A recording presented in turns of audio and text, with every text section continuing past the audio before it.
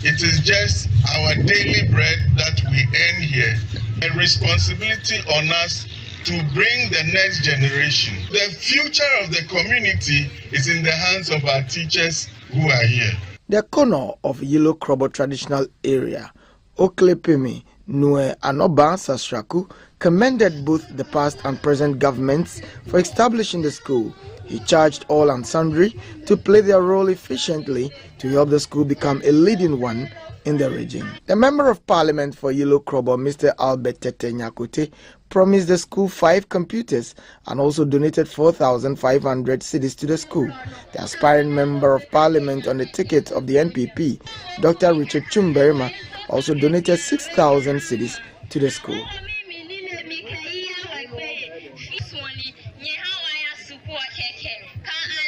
Away from the Eastern region, the Copy Ghana 2024 National Sensitization Workshop, rights holders were equipped with practical strategies for promoting and enforcing their copyrights in the digital transformation era. The workshop also highlighted the importance of collective management organizations, CMOs, and its relevance to their creative sector. Copy Ghana is the reproductive rights organization which licenses educational institutions and organizations in Ghana to copy and reuse copyright-protected materials from print and digital publications assigned to it by rights holders. Text and image-based creators significantly contribute to fostering creative innovations and driving economic growth. However, such creators often do not receive fair compensation for their contributions. In recent years, Copy Ghana has undertaken various initiatives such as organizing workshops to address this issue by educating rights owners on how to protect their works and secure appropriate remuneration. An appeal court judge, Justice Poku Edusei, entreated rights holders to be abreast of practical strategies for promoting and enforcing their copyrights in the digital transformation era. A writer can negotiate a contract with a publisher for the publication and distribution of a book. And a musician can agree to have performance recorded on compact disc, called CD. These examples illustrate how the owner of the rights can exercise their rights in person, but the individual management of rights is practically impossible for certain types of users because of the digital world that we are in now. It goes on to say that an author cannot contact every single radio or television station to negotiate licenses and remuneration for the use of his work. Conversely, it is not practicable or practical for a broadcasting organization to seek specific permissions from every author for the use of every copyrighted work.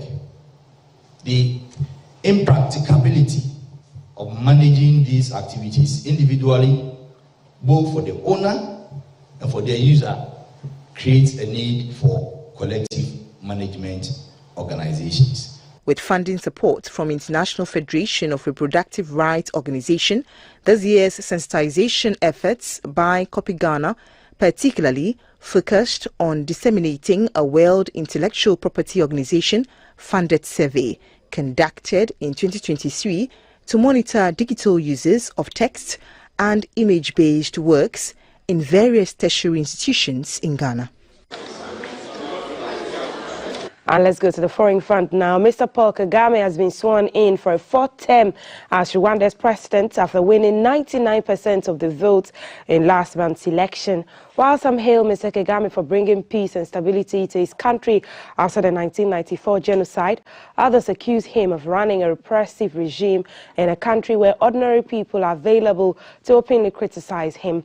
Only 2 candidates were allowed to stand against Mr. Kagame in the 15th July election, and in his 4 presidential elections, he has always gained at least 93% of the votes.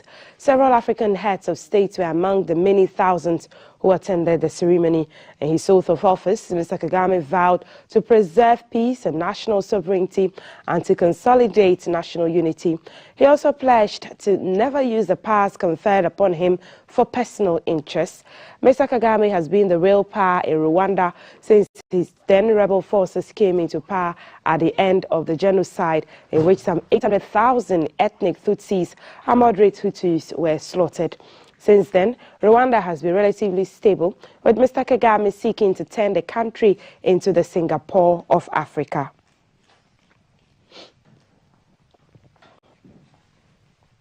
And the Israeli military has ordered more evacuations in southern Gaza on Sunday after deadly airstrike on a school tent shelter in the north killed at least 80 Palestinians.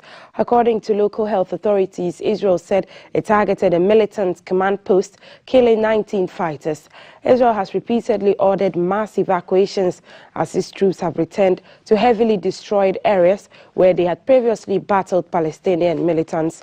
The vast majority of Gaza's population of 2.3 million people have been displaced by the 10-month-old war, often multiple times. And it's time for us to bring you the weather update.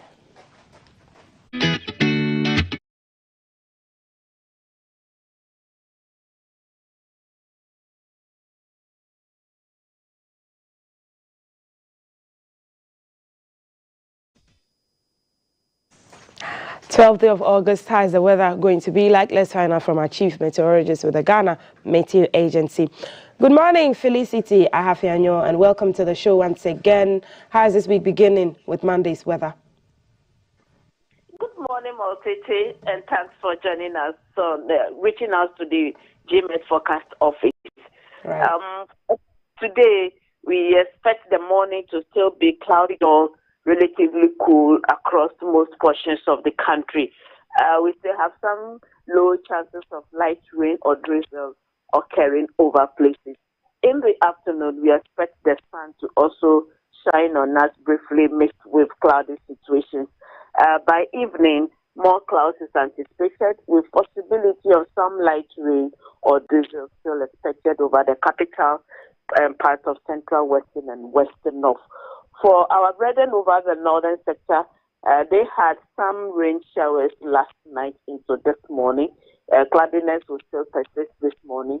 Afternoon, the sun will come, and then we are anticipating 30% chance of isolated cases of rain and thunder over Narelugu, Bolgatanga, and its environs. For the state of the sea, we expect it to remain rough, so fisher folks need to be careful. Water Lake is pretty cold for fishing activities during the day, but night into tomorrow morning, we are anticipating misty and foggy conditions, which is likely to affect visibility. So they should do the night fishing with caution, especially those on the Volta Lake.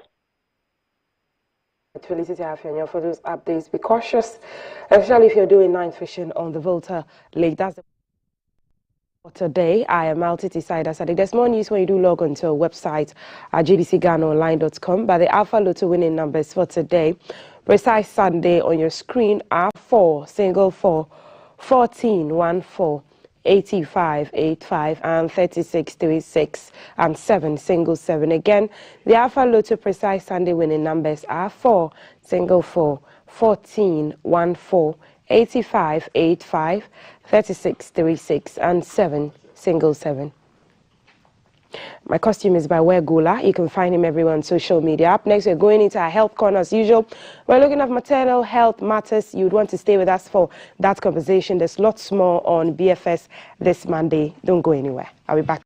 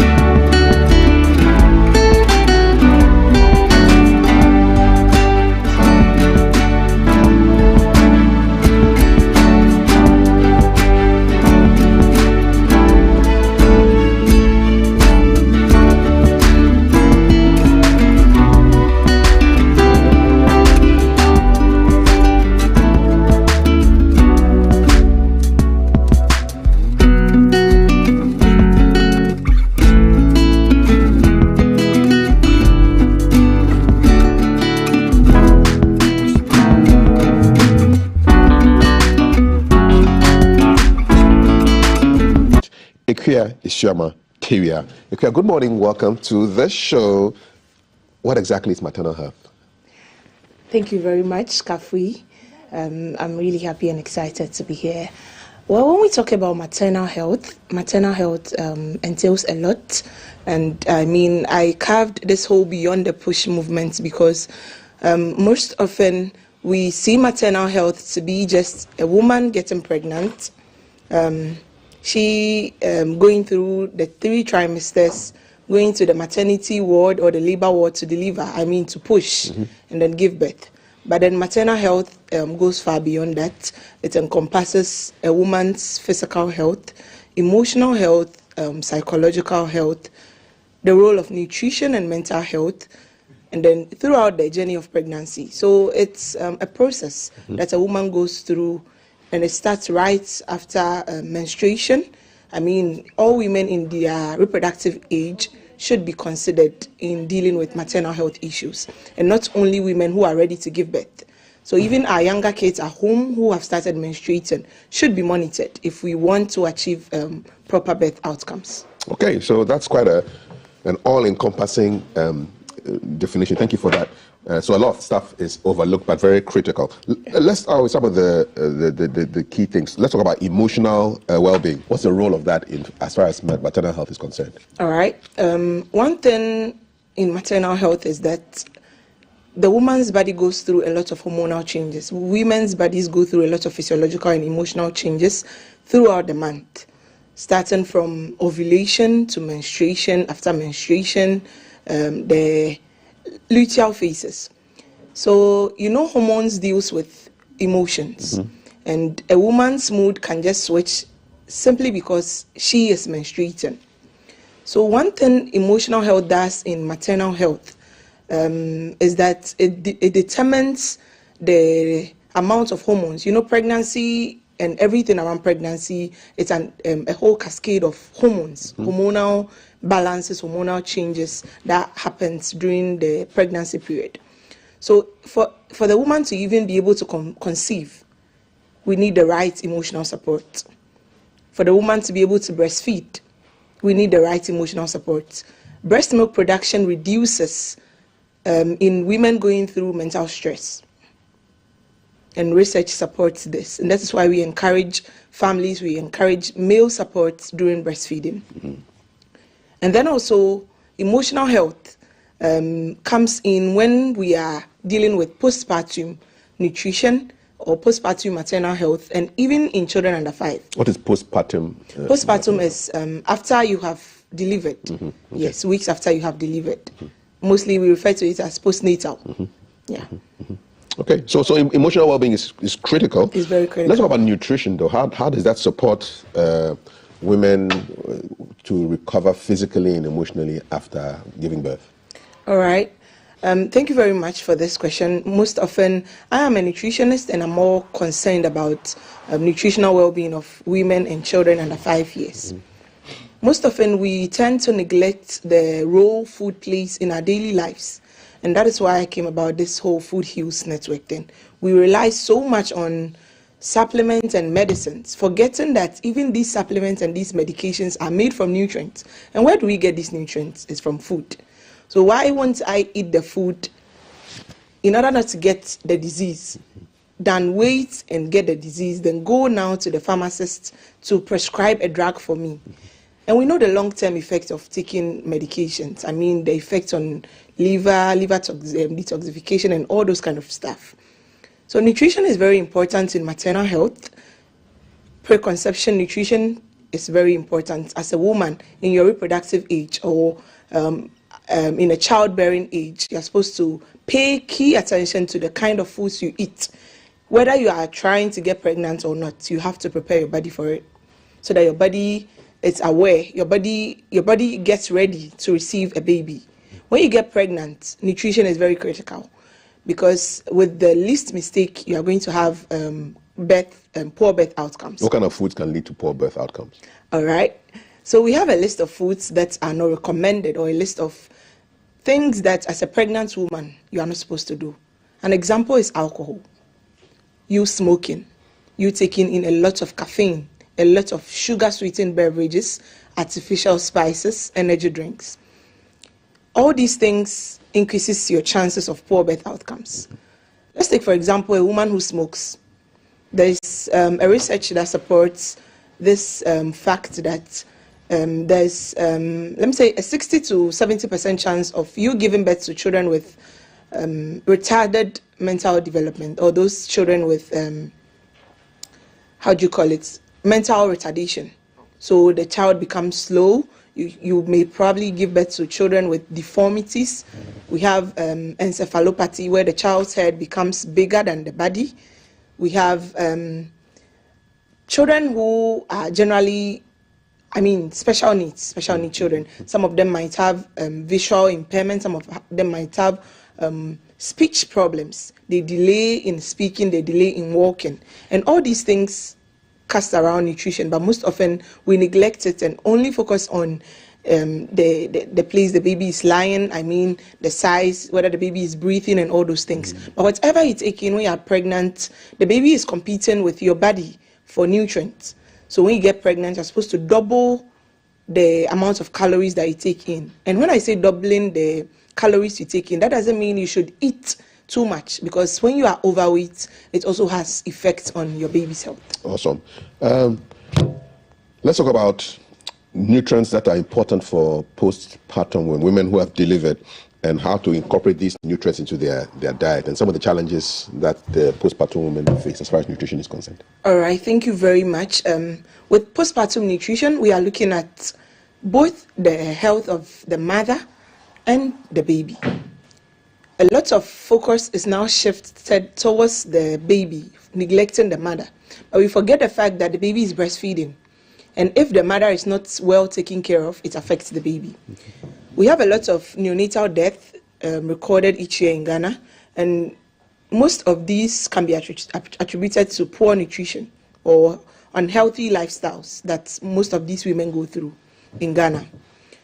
So for nutrients that we are supposed to consider during postpartum or prenatal, postnatal maternity, we have hydration. Hydration is very important because of taking water, milk. Right? Yes, water. Please, taking in enough water for breast milk production. We can also consider iron. Iron is very key. Where will I find iron? Or where will a postpartum woman find iron? All right, so we have iron-rich foods such as liver, organ meat, all organ meats, liver, kidney, they are very rich in iron. We have green leafy vegetables, the contomere, ayoyo, alefu, beans, even there's iron in beans, eggs, red meat, so beef, all of them have iron in it. And then also shrimps, seafoods, all of these things contain iron. Wache leaves are very rich in iron. Which one are the wache leaves? The wache leaves are the leaves that we use to prepare wache. Okay. So you boiling it, you can just boil it and then take the leaves out and sip the water. The water? Yes, it contains a lot of iron. Like a tea? Yes, like wache leaf tea? Yes, please. Okay. And then turkey berries, or the popular kwaunsusa, very rich in iron. But then one mistake we often do is combining. Most women go like, oh, kwaunsusa is too bitter, I cannot take it raw. And they go mixing a lot of things with it. But then the iron in kwaunsusa is very sensitive, in that most women add milk to kwaunsusa or turkey berries. There's calcium in milk, and there's iron in turkey berries. Milk, the receptors in calcium that is found in milk binds to the iron in turkey berries, reducing its potency. So it's not able to absorb. So take the turkey berries without milk? Yes, you don't have to mix milk with turkey berries because you are not going to get the blood at the end of the day. The only thing that helps the iron in turkey berries to be absorbed by your blood is vitamin C.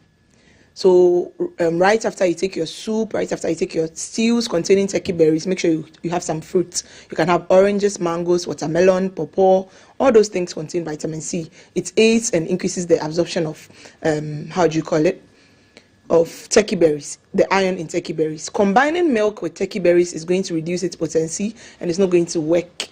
And that is why most women complain. They take in a lot of turkey berries, but they are not getting the blood. If you take in the turkey berries and you don't add vitamin C, you are not going to get the blood. Good information there for you ladies. In case you just joined us, we're looking at maternal health beyond the push. And my guest is founder of Food Heals Network and the licensed nutritionist Ikea Iswama Tevia. And we're looking at just the all-encompassing nature of maternal health. Let's talk about education and nutrition education, because there's a lot that people have to learn. I mean, how is it incorporated into prenatal and then postpartum care, before, during the pregnancy, and then after? How are you doing all of that? All right, so public health, Ghanaian healthcare system, not so good, but then we are trying a lot, and policies have been put in place. Even this month has been dedicated towards promoting breastfeeding support for mothers, and we are working under the theme closing the gap, supports for all mothers, breastfeeding supports for all mothers, where we give educations on the importance of breastfeeding, the reasons why the baby needs breast milk, and the importance of exclusive breastfeeding. Ideally, you're supposed to give the baby only breast milk for 6 months. The baby is supposed to be breastfed exclusively, without water, without any concoction, without food, for 6 months before you start introducing solid foods or even formula foods. But what we see in Ghana is that most women tend to mix formula feeding with breast milk, saying I'm not getting enough breast milk, and all these things are nutrition issues. What can a woman do if she's not getting enough breast milk? A lot of things comes to play. It could be that woman is mentally stressed. It could be psychological problems, emotional problems. It could be the woman is not eating well or is not even sleeping well. So when we are talking about the nutritional aspect, we encourage them to take in a lot of fluids, a lot of soups. Taking coconut water every morning is going to help your breast milk. Really? Yeah, coconut water. Every morning is going to help your breast milk. We have fenugreek, we have chia seeds, we have calcium-rich foods, dairy products, taking in nuts, groundnuts, mixing groundnuts with mashed kinky. I mean, taking in a lot of soups, palm nut soup, is going to increase is going to sensitize your breast milk production hormone called the prolactin. We have prolactin that sensitizes the breast milk production, and this prolactin is found in the hypothalamus. It's in the brain. So the moment the woman gets stressed or is emotionally down, it sends signals to the brain, and prolactin, the activity of prolactin is reduced, meaning breast milk will not be produced at the right quantities. And that is why emotional support is needed during pregnancy. As a husband, as a wife, as a brother, as a mother-in-law, you're supposed to support your lactating mother. How do we do this? Yeah, we hear support. Yes, how do you support? Teach us. So you can just sit with her while she's breastfeeding, talk to her about anything at all. Just be patting her. You know, sometimes women get stressed, and most often they don't want to be seen as weak, or they don't want to be tagged. So talking to your woman, I mean, making time for her after birth is very important. We know that in Ghana, most women would move to live with their in-laws, or their in-laws will come in with them. Their mothers will come in to take care of them when they give birth. And so it kind of leaves a space between the husbands and their wives. But then this is something we need much focus on. That is the time your woman needs you the most. Even talking to her, asking her about the health of the baby, and not leaving it solely on her. In Ghana, we most often turn, this maternal journey to be only for women. No. Even as a man, you need good nutrition to be able to have good sperm quality, to be able to impregnate somebody. You need nutrition. It's not only the woman that needs good nutrition. And there's a research that is currently going on supporting the fact that even if you want the sex of your baby, or the genotype of your baby, whether you're going to give birth to twins or identical twins, unidentical twins, single-sex babies, whether you're going to give birth to a male or a female, nutrition plays a role. I see. Yes, there are certain foods that have been identified that when you eat those foods, it increases your chance to, give birth to twins. I had all boys. What was I eating? You would have to see me.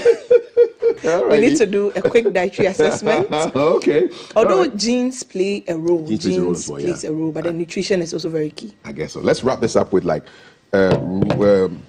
point us to some resources or information that postpartum women who want nutritional information can get, and then your word for policymakers, healthcare providers, anybody about this whole maternal health push beyond the push. Yeah. All right. So what I would like to say to postpartum mothers is that you would have to be very sensitive and you have to be very observant.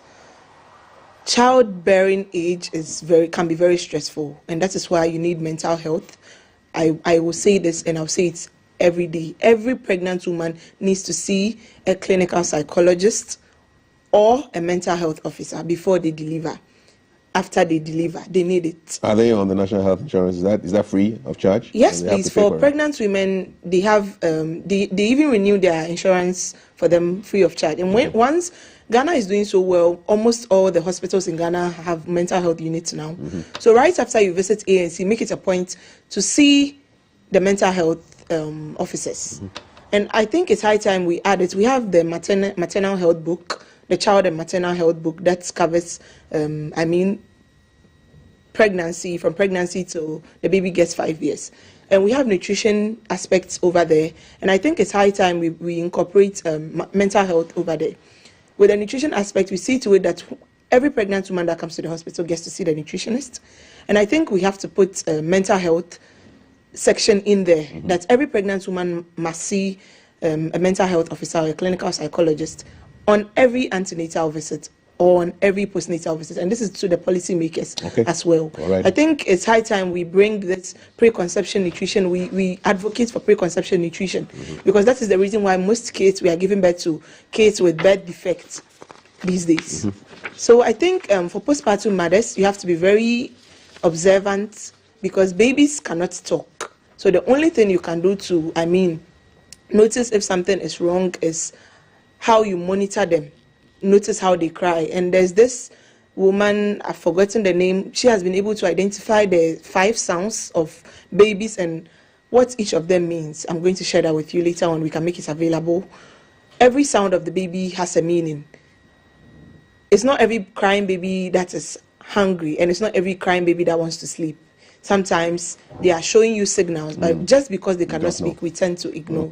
So we have to be very sensitive. You have to be cautious of what you eat. You have to be cautious of what you watch online.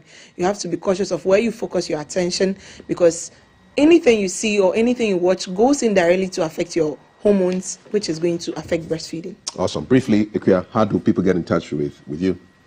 All right. I'm the founder of Food Heals Network. I'm a licensed nutritionist. Currently, at Ensign Global College, located in Kong on the Akosombo Tema Highway. And then I'm also located in Sunyani and its environs. I'm from the Bono region of Ghana, particularly Sekwa. So you can contact me, search Food Heals Network on Google. You can visit us on the website. The flyer is on the screen. My contact is available. You can contact Ensign Global College if you need me, and you can contact me on my website, Instagram, TikTok, Facebook, Food Heals Network. My WhatsApp contact is on the flyer. Thank you so much. Ikuya Isuama Tewia is a licensed nutritionist and founder of Food Heals Network, and we have been talking about maternal health beyond the push. You are watching GTV Breakfast.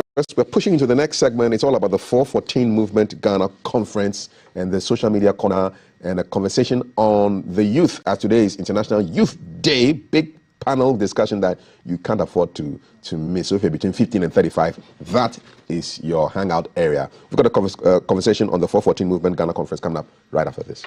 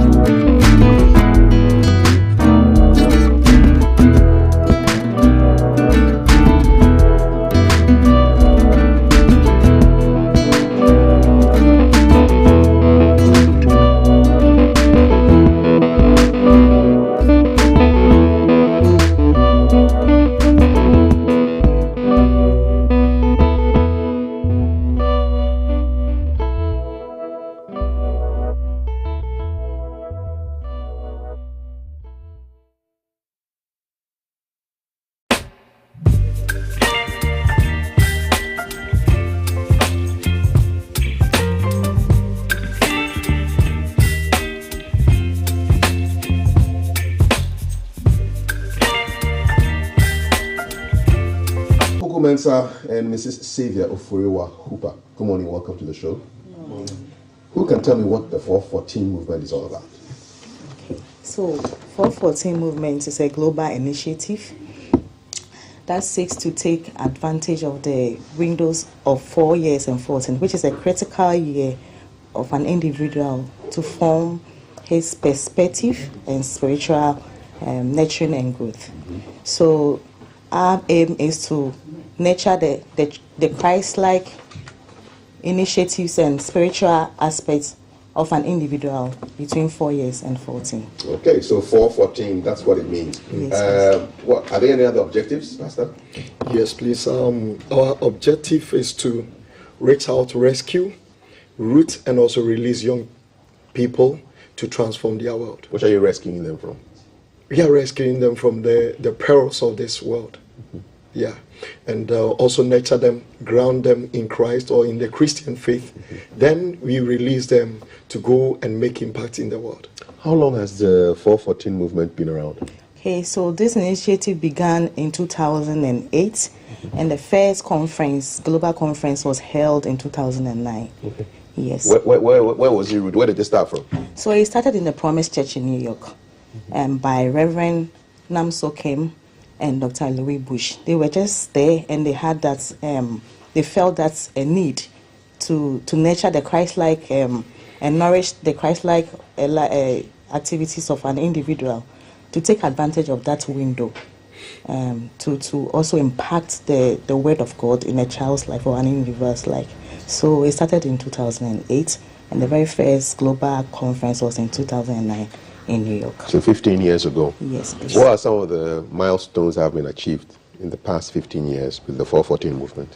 All right. So currently, we have the 414 Academy, which houses which is a digital platform, or let's say a warehouse of resources for discipling and also engaging children and youth workers and families on how to reach and disciple young ones. And we also have partnered with other organizations and initiatives like One Hope and Compassion, all in the space or all with the aim of nurturing the spiritual growth of an individual. So this is what we have done, and we've also had a conference in Singapore that was somewhere in 2018. Yes. Okay. Pastor, want to add anything to that? I mean, some of the big achievements of the 414 movement. Yeah, the 414 has been able to make a lot of impact, because after the first conference, the whole group spread like wildfire, and now we have a lot of nations coming on board, and other parachurch organizations also benefiting from this whole 414 movement. Okay, so how many nations are on board now? They are uncountable, because aside being it being a global initiative, it's a calling, like it's an individual calling. So people who are even involved with the 414 window do not even call it 414 window, because anyone who has that passion to reach and disciple an individual from 4 years to even up to 18 is working within the 414 window. Okay. So this year the conference theme is technology as a transformative tool for the growth of children and youth ministry. Break this down for me.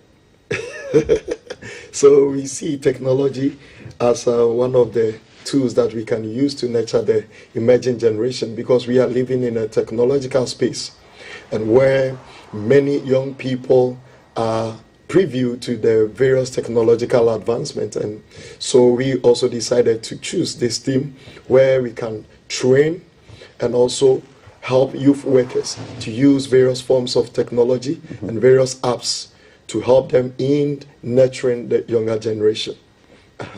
The children from 4 to 14, they are most of the time ahead of their parents in terms of technology. Yeah. I mean, so how are the parents handling this challenge? Because the children seem to be ahead of the parents. That's right. And so that is why we want to come in to bridge the gap.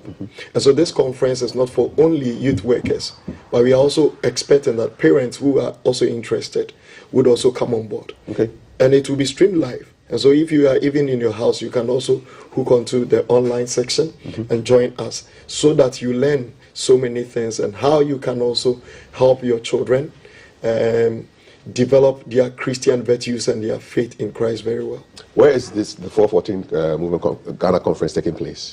It's going to take place at the Pentecost Convention Center, Komwafete, called Yesukrum. That's the name we call it. And it's going to be from the 28th of August to 30th of August. Arrival is 28th and departure is 30th of August. Okay. What can participants expect from this conference? All right. So they should expect to receive insights from seasoned ministers and leaders who are also passionate about the now generation and also have the requisite skills to impact and also help them to network and explore the usage of digital platforms in our ministry. Okay, Pastor, who can we expect to be on the platform? Yeah. Speaking at the conference. Okay, so for the conference, we are honored to have several speakers like the 414 founder would be there. That is Reverend Nam Sokim, the founder of 414 will be there. Again, we have Dr. Wan Kincho, the global leader of 414 movement. Then again, we also have Mr. Loveday Leonard, an expert in digital ministry, who will talk on how we can leverage the various online platforms for outreaches. Again, we also have Dr. Silvanus Amegachi Elo, that is the 414 African ambassador. He would also be speaking. We also have Reverend Stephen Wingham, the General Superintendent of the Assemblies of God Church.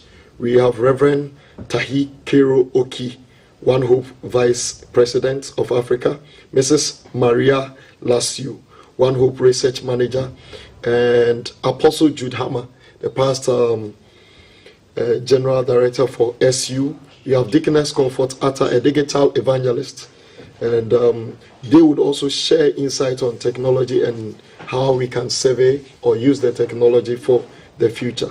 Now, these speakers, along with others, will provide valuable perspective on how to navigate the digital landscape for learning and also nurturing the younger generations. Okay, Mrs. Huber, you know, kids from the ages of 4 and 14, their attention span is very limited. I mean, how are you going to excite them? Yes, parents may be excited by all the speakers, but how are you going to, what kind of activities are going to be happening in this conference to excite the minds of these young 4 to 14-year-olds? So we are going to equip the attendees of this conference to have various activities, to use the platforms, such as video apps, such as Christian movies, to build their lessons during their time with children, so that they will have different activities at different times. So in the attention span of a child, when it's focused on one thing, they just lose it. But if we have variety of activities, we are going to keep them engaged practically and also engage them in storytelling. So we are going to explore all these platforms so that anyone who will come to this conference will know how to build their lessons to constantly engage children during their time with them. Awesome, Pastor. So for churches, organizations, individuals who want to be part of this, how do they sign up?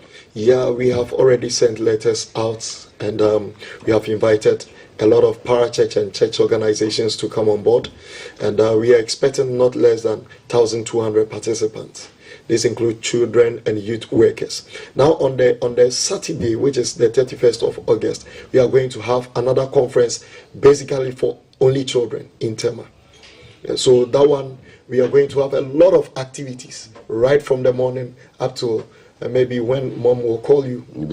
Yeah. Right. And so we are going to have fun with them. We are going to engage them. And the things that we learned from the conference, we are going to use it over there on the Saturday. And after all is said and done, beyond the conference, how do you hope to impact children and the youth with the 414 movement? Yeah, so as I already said, we have the 414 Academy, which is a warehouse or a resource center for anyone. We have parenting resources, we have young leaders resources, we have resources for children and youth workers, and we also want to continue this relationship. So we are going to create platforms that will help us consistently connect with all the attendees of this conference. Okay, Pastor, is there anything else you want to add before? Yeah, and so what I would say is if you have not registered, you should register now and make sure that you join us at the Pentecost Convention Center from the 28th to the 30th. And how do they register? We have a link, okay, or they can contact us and or your church leader.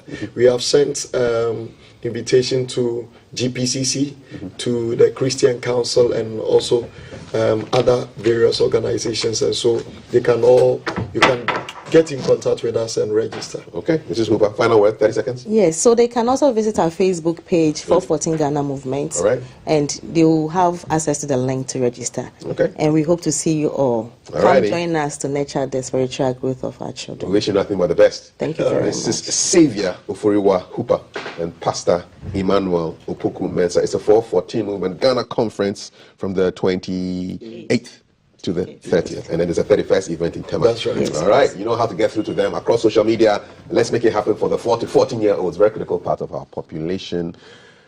I think Jay is a youth, and he'll be very interested in the conversation on youths from 8:30. The rest of us will just be watching the youths. Because in Ghana, 15 to 35 is youth. If you're not in that age, you're not a youth, okay? Here comes Social Media Corner with one youth and one non-youth.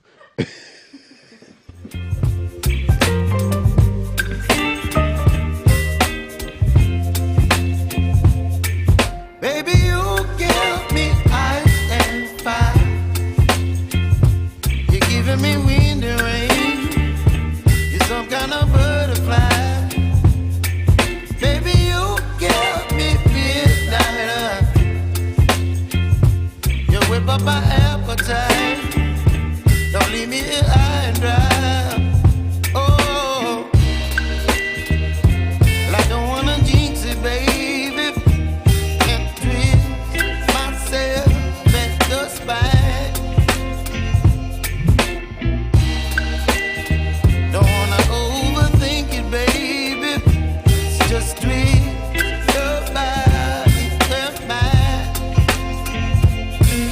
Baby, you give me ice and fire. You're giving me wind and rain. You're some kind of butterfly. Baby, you give me midnight. You whip up my appetite. Don't leave me here high and dry. Oh.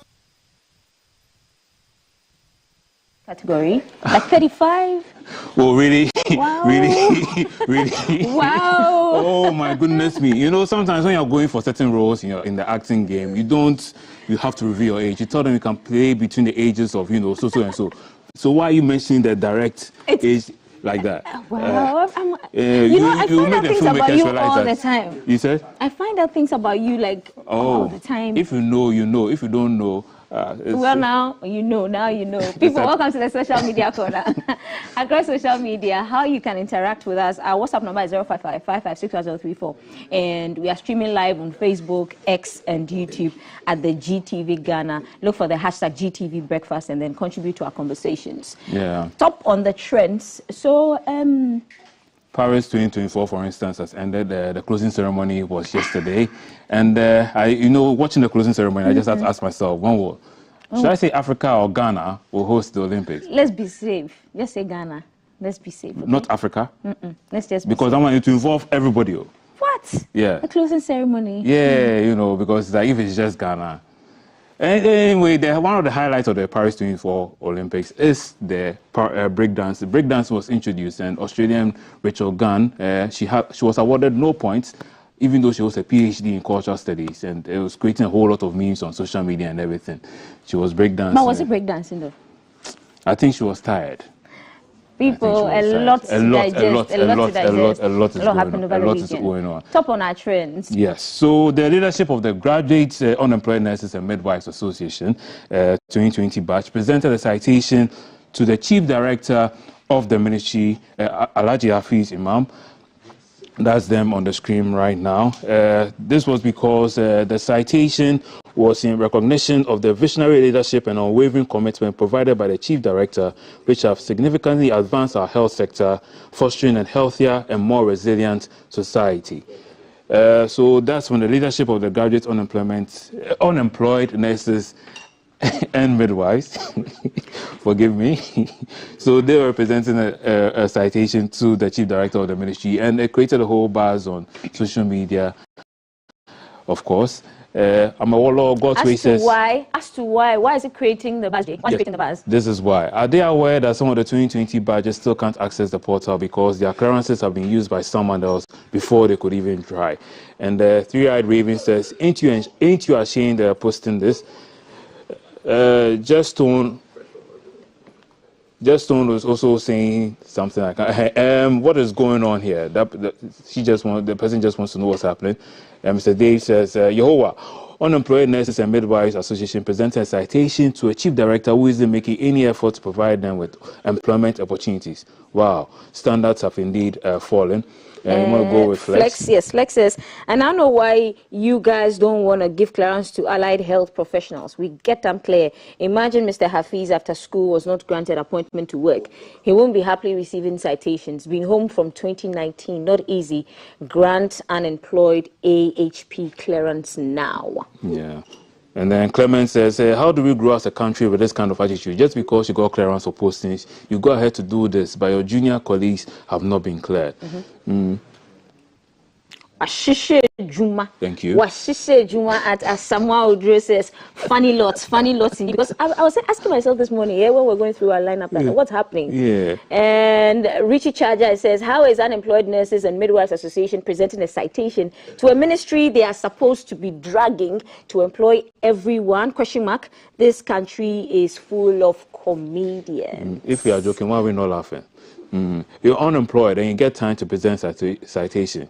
Did I, that's right. Graduate unemployed nurses did what with 2 laughing emojis. Ben Minter joins the conversation. It's like this country is still running on MS-DOS operating system while expecting output of Mac iOS latest version. Mediocrity at the highest level, and that's the comment for me. This country is running on. It's still running on MS-DOS operating. Oh my goodness, they couldn't even say Pentium 4 or something No. Oh my goodness. So are we going for it or? Yes. We are going for it. So Okay, there's more reactions. Oh wow, this citation is really citing a lot of anger. So unemployed yet giving citation to someone who is supposed to work for you.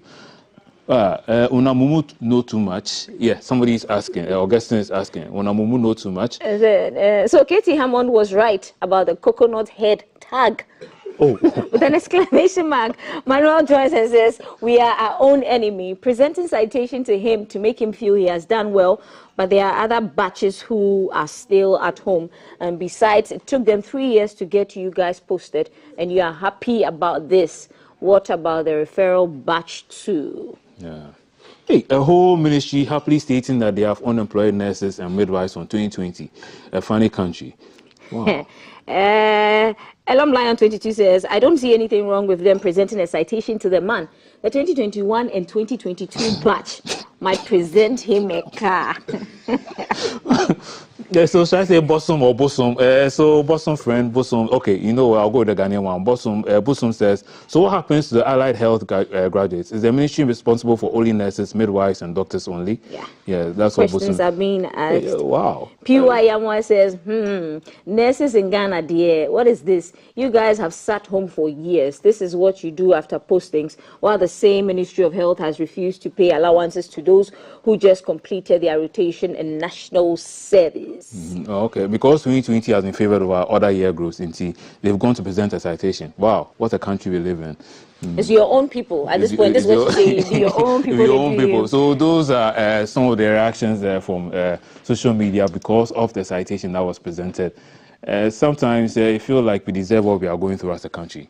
We don't make serious, Charlie. We don't make serious cry. Yeah, that's what Son of KB is saying. Are we We would like to know if you are unemployed, you belong to the unemployed batches. Let us know via our socials, or just send us a message and then we can speak to you later and then just get behind. And this is not to make light of your unemployed situation, but you can also present a citation to us. We'll gladly take it. To our next trend, people, to our next trend, Jay, behave, it's Monday. So to our next trend, there's a video that we chanced upon, is Gen Z versus millennials. First, we define who the Gen Zs are and who the millennials are. Jay, are you a millennial? The millennials, after she mentioned my name, of course, after she mentioned my age on there, I guess I'm a millennial. So people, there's a battle about Gen Zs and millennials. Sometimes they're saying these people are more bougie, these people are more crass, this generation is full of violence. There's a guy who has put two together. So he's doing a comparison, Gen Zs and millennials. Watch this video and let us know what you think. And tell us which Gen Z or millennial. Don't take this the wrong way. You fired!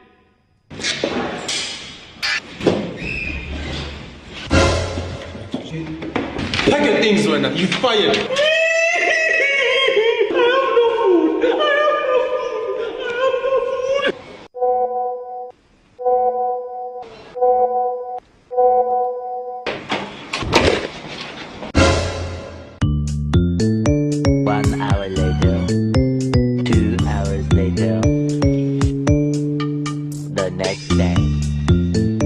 You know what? I'm leaving. I wish we had more time. I could have torn you apart. Bro, I heard you got a new job. Yeah, I can even link you to my boss. He's looking for new employees, man. Yeah? Yeah, that would be good, bro. Hi, Kenna. Yeah. Oh, nice house, man. What's the secret? Nigod. Another new car. How did you manage to get this one? Nigod, eh? What's that? Nigod. Yo, what's up? Can already tell you'd make a fantastic wife. Hit me up.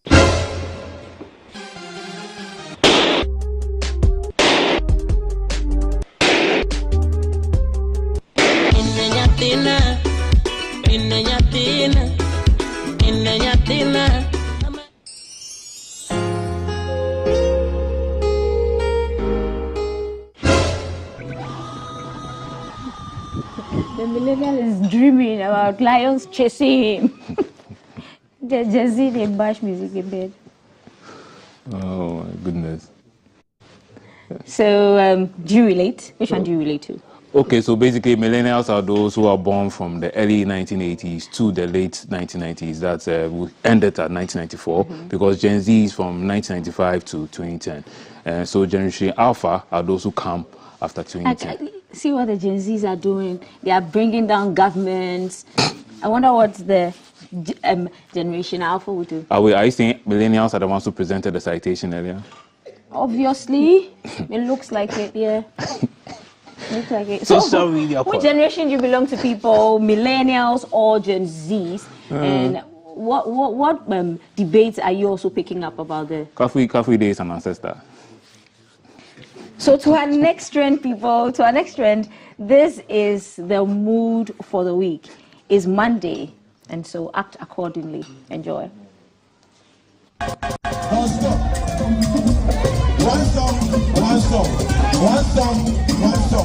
Are you ready? So, ladies first. So let's go. Ladies, that's the thing.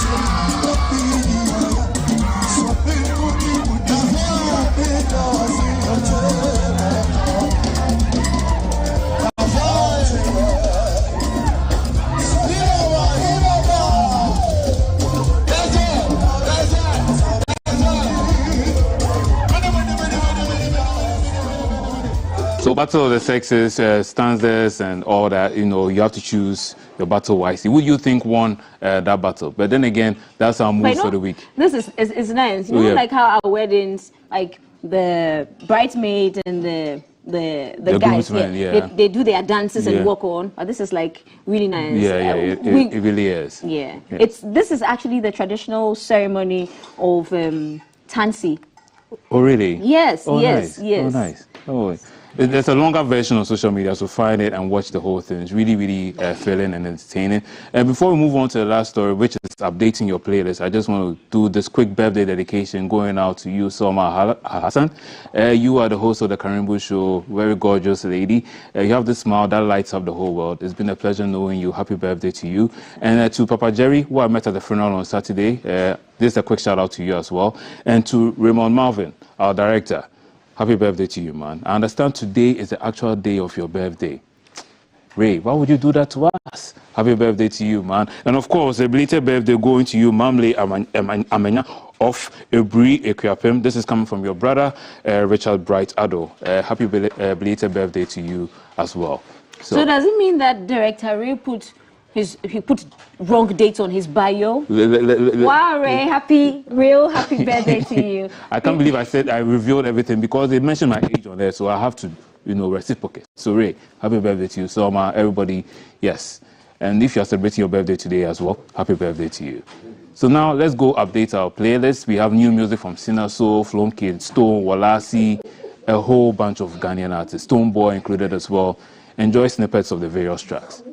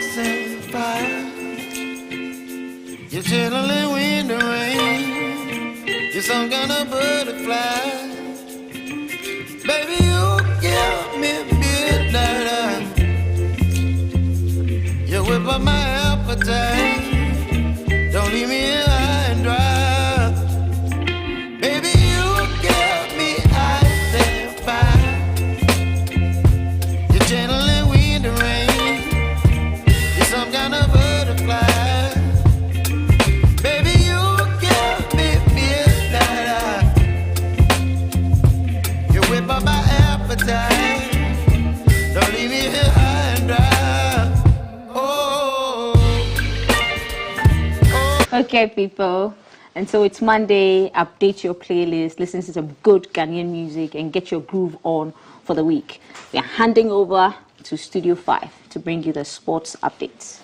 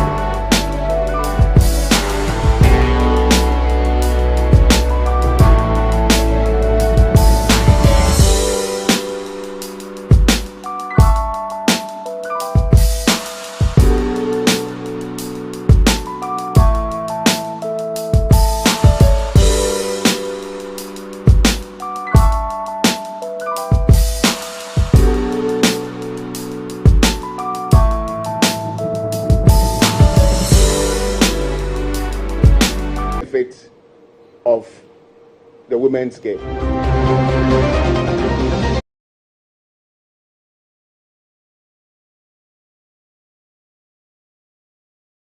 Saying now, women's football, the Black Princesses, they will move camp on Monday to Accra as they wrap up their preparations for the FIFA Under-20 Women's World Cup. The team has been camping in Cape Coast since June 27, 2024, working on strategies, a tactical strength and conditioning ahead of the biennial tournament in Colombia. The team will play one friendly match at the Accra Sports Stadium on Monday, August 12, 2024, before they depart Accra for Colombia. Now, the FIFA Under-20 Women's World Cup will kick off in Colombia from Saturday, August 31, to Sunday, September 22, 2024. The Black Princesses will open their campaign against Austria on Monday, September 2, before they take on Japan and New Zealand in the other Group E matches.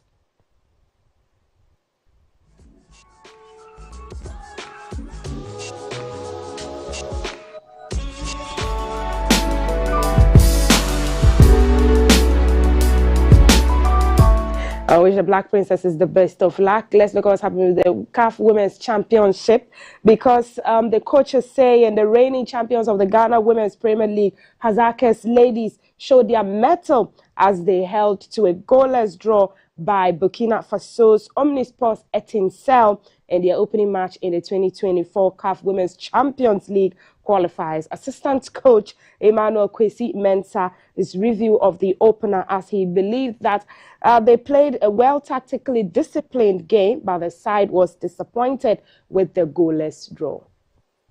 This was a game that basically we didn't know the opponents that much, and so we were very careful as to how to approach it. For the first 5 minutes, it was very clear that they were very tactically disciplined team. They had a solid, plan, pack the middle. They were not bringing the high press, they were not keeping the high line. So definitely, even with men football, when a team is playing that, they get you very frustrated. So we were not able to get the ball through the middle because of the pack middle, and we had to, find a way out. We did a lot of changes in our plan, but I would say that the 0-0 for Hazakes standard, for me, it's not the best, because we've once been to this tournament before, we've been champions before, and so the expectations were very high. But looking at how our opponents played, I think that it was a fair result.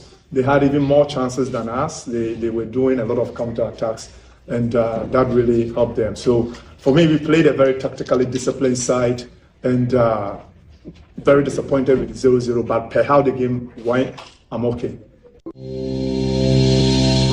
Coach Emmanuel Kwesi Mensah reviewing that opener there. And with the Gbese Manche Charity Peace Cup, Hearts of Oak emerged victorious in the 2024 Gbese Manche Homowa Charity Peace Cup, defeating Bando Heart of Lions 8-7 in a nail-biting penalty shootout.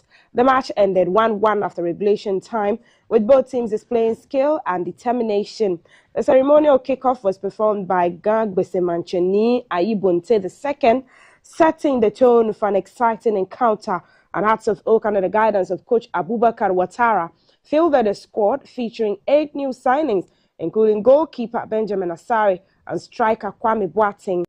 Bando Heart of Lions, led by Coach Bashiru Hayford, started strong, with Kwejobing Jr. scoring against his former club within 3 minutes of kickoff. Despite numerous attempts, Hearts of Oak couldn't find the net in the first half, and with 2 cancelling out to Beng Jr.'s earlier goal, this win marks a positive start for the Phobians, who are hoping to build momentum for the new season after a disappointing 14th place finish last season. Hearts of Oak will be looking to carry this winning spirit into the upcoming season, which kicks off next month. Can he score? Yes, he does. Expertly take it. And you can see that that's been a big blow to him. 12 yards. Ransford Mensah. Yes, he does. Another great penalty. And he walks straight give him the hand and motivate him with this kick. But he's shown to be a great shot stopper. Can he convert? Yes, he does. And we thinking go for power placement, but that's just the basics. Goes for power for the Phobians. Another nervy moment. Upon Friday, yes, he does. Onto the roof. Upon Friday, just look at that. The technique, the delivery. There's a midfielder for Heart of Lions. Whoa. See, so confident. Doesn't take too many steps back. This kick will tell. Aponsa, will he score? Yes. And it's game on. We are going straight to sudden death. Expertly taken. Tell you what, we see someone who makes the first mistake. Again, another flawless from Danso. And it seems your team in, you miss, you walk home with nothing. Sani! Wow! What a spot kick! Again, expertly taken. It's been impeccable. And it's Dia! Yes! He finishes it. From the start, just look at that. He scored. Does he extend the shootout? Yes, he does. Expertly taken. Calmly slaughtered. Just look at that. Again, sending the goalkeeper. And we go. Enim, can he score? Saved! Saved! And the question was, who was going to miss? A 14 penalties taken, 14 scored, but that's a lot to get back into the game. But it's Benjamin Asai. Can he win it for Heart of Oak? No! Yes, he does! Yes, he wins it for the Phobians! And these are stakeholders, major stakeholders of Ghana football. Yeah, definitely. You can't ask for a bigger coronation ceremony like this. It's been, look at how he's shaking his players. Proud. He's proud of the performance. He's proud of the performance of the boys. And you know what gives him much hope and seeming happy to be able to taste that defeat again. They will come good. Tijani, he's left, and they got to both teams who your standout performers were, but there's a presentation going on, and then the fireworks will go off. But if you look at Hearts of, so the home celebrations yesterday had the equalizer and they won. To be able to calm down the supporters, because you know House of Oak. An amazing Hearts of Oak carrying the day there. Now, let's move to other stories, especially around the Olympics, because IOC President Bach is leaving office in 2025.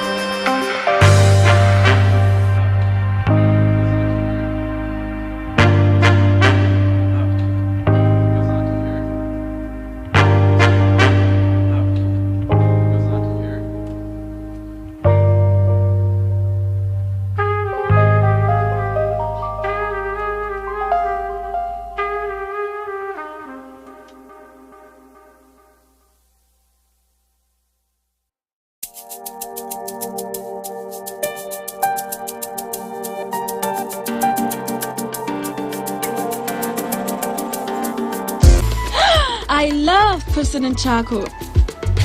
Why? When there are so many other charcoal toothpaste.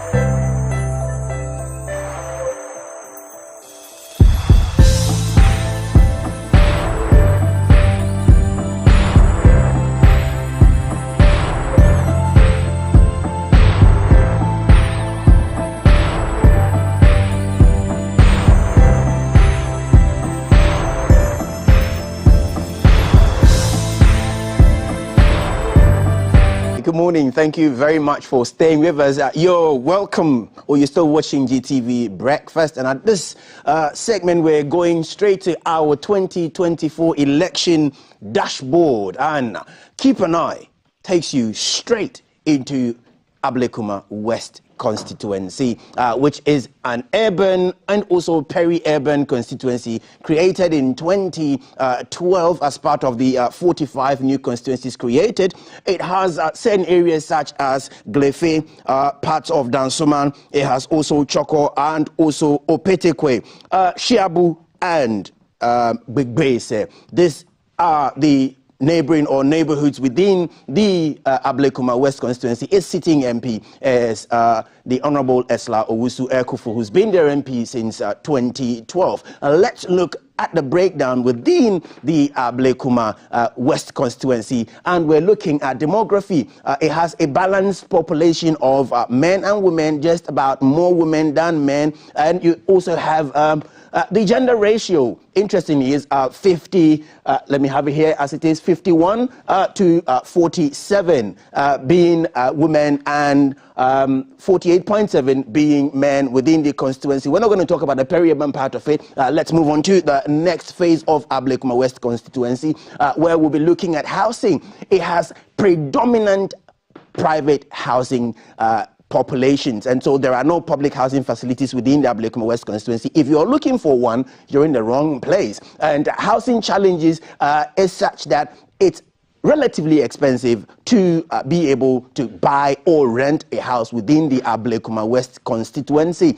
You would have to pay minimum 1,200 in order to get a single room self-contained, emphasis. Let's move on to the next one, where we also have healthcare delivery, healthcare facilities, predominantly private. It has a close border with Kolebu, but that is not the constituency you're talking about. There are common health challenges, diabetes and high blood pressure. These are the main healthcare challenges.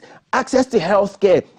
Maternal health care is common, is okay, but generally, there are challenges within the constituency to access health care, especially if you're within the Glefe catchment area of the Ablekuma West constituency.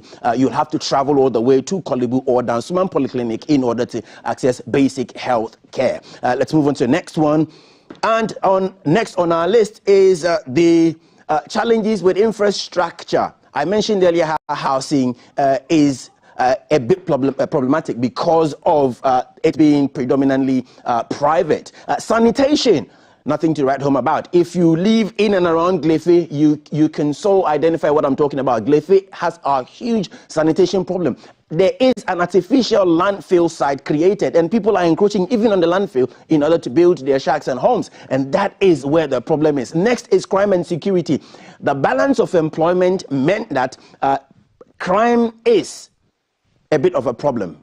Well, a bit is more like a far-fetched statement, but it's a problem. Crime is a problem within those areas. Begbe said, and some parts of Choko Opetekwe. If you live in those areas, you must be really very careful in the way you leave your things about or your door open, because you may find you're visited by unwelcome visitors. Environmental issues mainly is sanitation. And let's move on to education. Dansuman has Ebenezer Secondary School. There are some basic schools scattered across and around the constituency, but the tertiary education, there is none within the constituency. You may have to travel either out of the constituency to parts of Legon, UCC, and countrywide if you're accessing tertiary education. Literacy rates, at last check, we found because there isn't so many basic education access, you have a disproportionate literacy rate between the literate and those who are semi or not literate at all. And again, that is mainly to do with certain areas and for reasons best known to constituency managers. That is how come, or they best speak to such matters as why it is not equal across the constituency. A huge challenge is healthcare, sanitation, public place of convenience, and also public recreational centers. There isn't as much for people to recreate, and so that's the situation within the Ablekuma West constituency. Now let's look at youth employment, unemployment, and employment challenges. Rate of employment, obviously, there isn't much going for them as far as employment is concerned. There aren't that many jobs within the constituency. There are a few pockets of private what I call tabletop and also shops around, but in terms of regeneration or regenerative employment where you have a factory or anything of that sort to absorb people who come out of school, there isn't any such thing. Economic activities, there aren't that much within the constituency. So again, those are some of the challenges within the constituency. Youth programs. At my last check, I could not point a finger to one that absorbs and train young persons to make them useful as far as employment and job creation is concerned. So that is an area people would have to look at as we go into election 2024. And this is their voting behavior since 2012 when the constituency was created. I wonder if some are going to vote green and go blue or vote blue and go green. We have from 2012, currently, Nana Addo Dankwa sit on top as the current president. Indeed, in 2020, the difference between the two parties was that Ablekuma West gave Nana Addo Dankwa 39,000 votes as opposed to 29,000 to John Mahama, and the breakdown is 56.78 and 42.54. The rest of them, as they appeared, I will still go with Christian Andrews as the third in the race, who came to 0.46% of all total votes cast, making it 314 votes throughout the constituency. Let's move on to look at their parliamentary behavior. Remember, the constituency was created in 2012, and since 2012, when the constituency was created, carved out of Ablekuma South, they have consistently voted a certain way, except that in 2020, they worked out a certain magic. Shall we go to parliamentary vote and how they stand, please? So while we wait for that, I asked earlier whether people are going to vote blue and go green or vote green and go blue. This is what we have. Since 2012, Madam Honorable Ursula Owusu-Ekufo has been their MP, and Ablekuma West has done so well by her, each time maintaining her, except that in 2020, as I mentioned, they worked out a certain magic. They closed the gap, or they increased the green votes within the constituency, so much so that also Fukuekuado almost gave Madame Ursula Owusu a huge shock. But yeah, that's what it is. In 2020, Madame Ursula Owusu received 37,000 of the votes, giving her 54.27% of total votes cast, making her the elected member of parliament. Whereas Osofo Fukuekuado came with 30,000 votes, scoring 44.64% of votes cast. And this is what they look like as far as presidential, parliamentary historical performance is. So 2012, this is how they voted. They gave Madame Ursula Owusu once again 58.2, and they gave the NDC candidate at the time 41.2%. In 2016, they gave her 57, reducing her total votes from 58 to 57, which means that either people were disaffected and did not vote, or that people decided to try something new. And in 2016, this is what we had: 34% to whoever contested Madame Ursula Owusu, 34.8%. And this is where we draw the curtain to a close on your election dashboard. As I mention every time, tomorrow may be your constituency. So look out for us. We'll be in your constituency next time. My name is Darrell Alantego. Over here, I hand over to Arati, who's already smiling even before she looks up. Thank you, Alan. Thank you.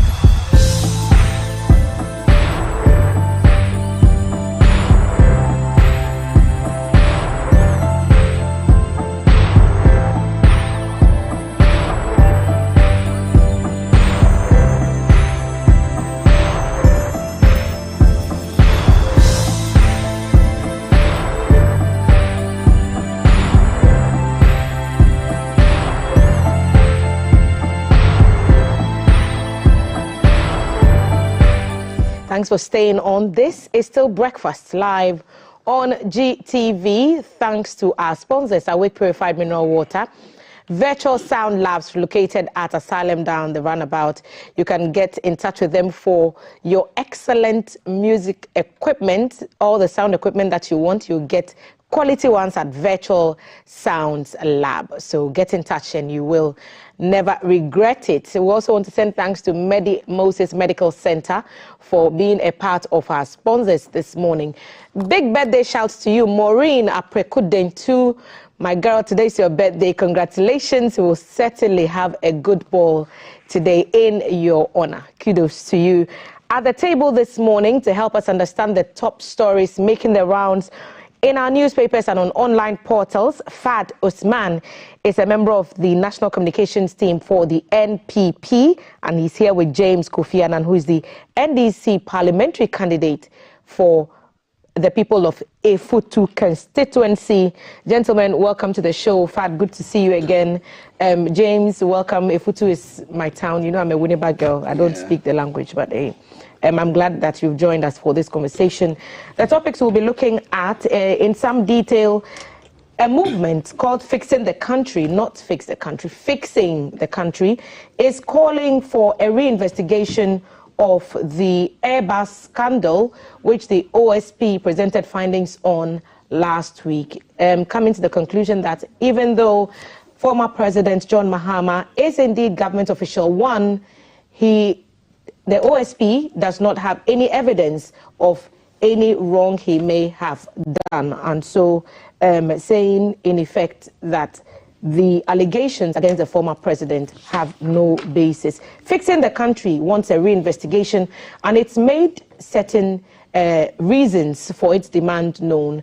And we carried that in our news segment earlier. I just want to rehash the memories of Fad and Kofi James here on what the movement is calling for. So here is the leader, Mr. Ernest Kofi Owusu Bempa Bonsu of Fixing the Country movement. Movement holds the view that Mr. Mahama and his brother, Adam Mahama, has a lot of questions to answer to the people of Ghana.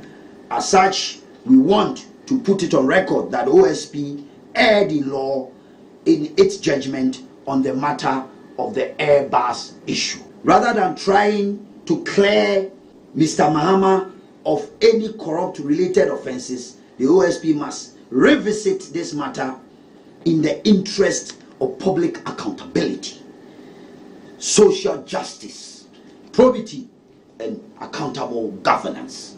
If after 14 days from today, the OSP do not take any action in regard to this, Fixing the Country movement will organize series of public manifestations to demand accountability, one, and also demand for the head of the office of the special prosecutor. We are also calling on relevant authorities, institutions of public inquiries into the Airbus matter, and to afford the former president John Mahama opportunity to defend himself, as I've said, in a full glare of in camera.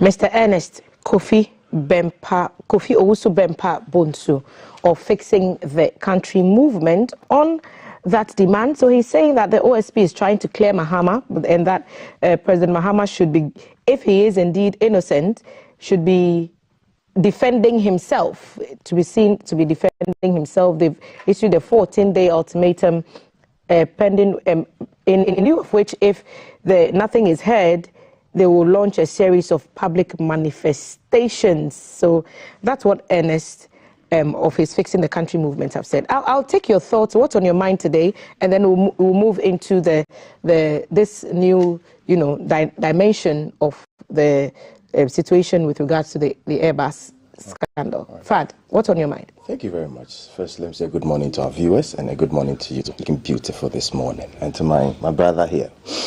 Quick one, today is International Youth Day, so I want to seek just 2 minutes of your time to speak with our Ghanaian youth. Very, very important. We're in an election year. We have a youth conversation coming up.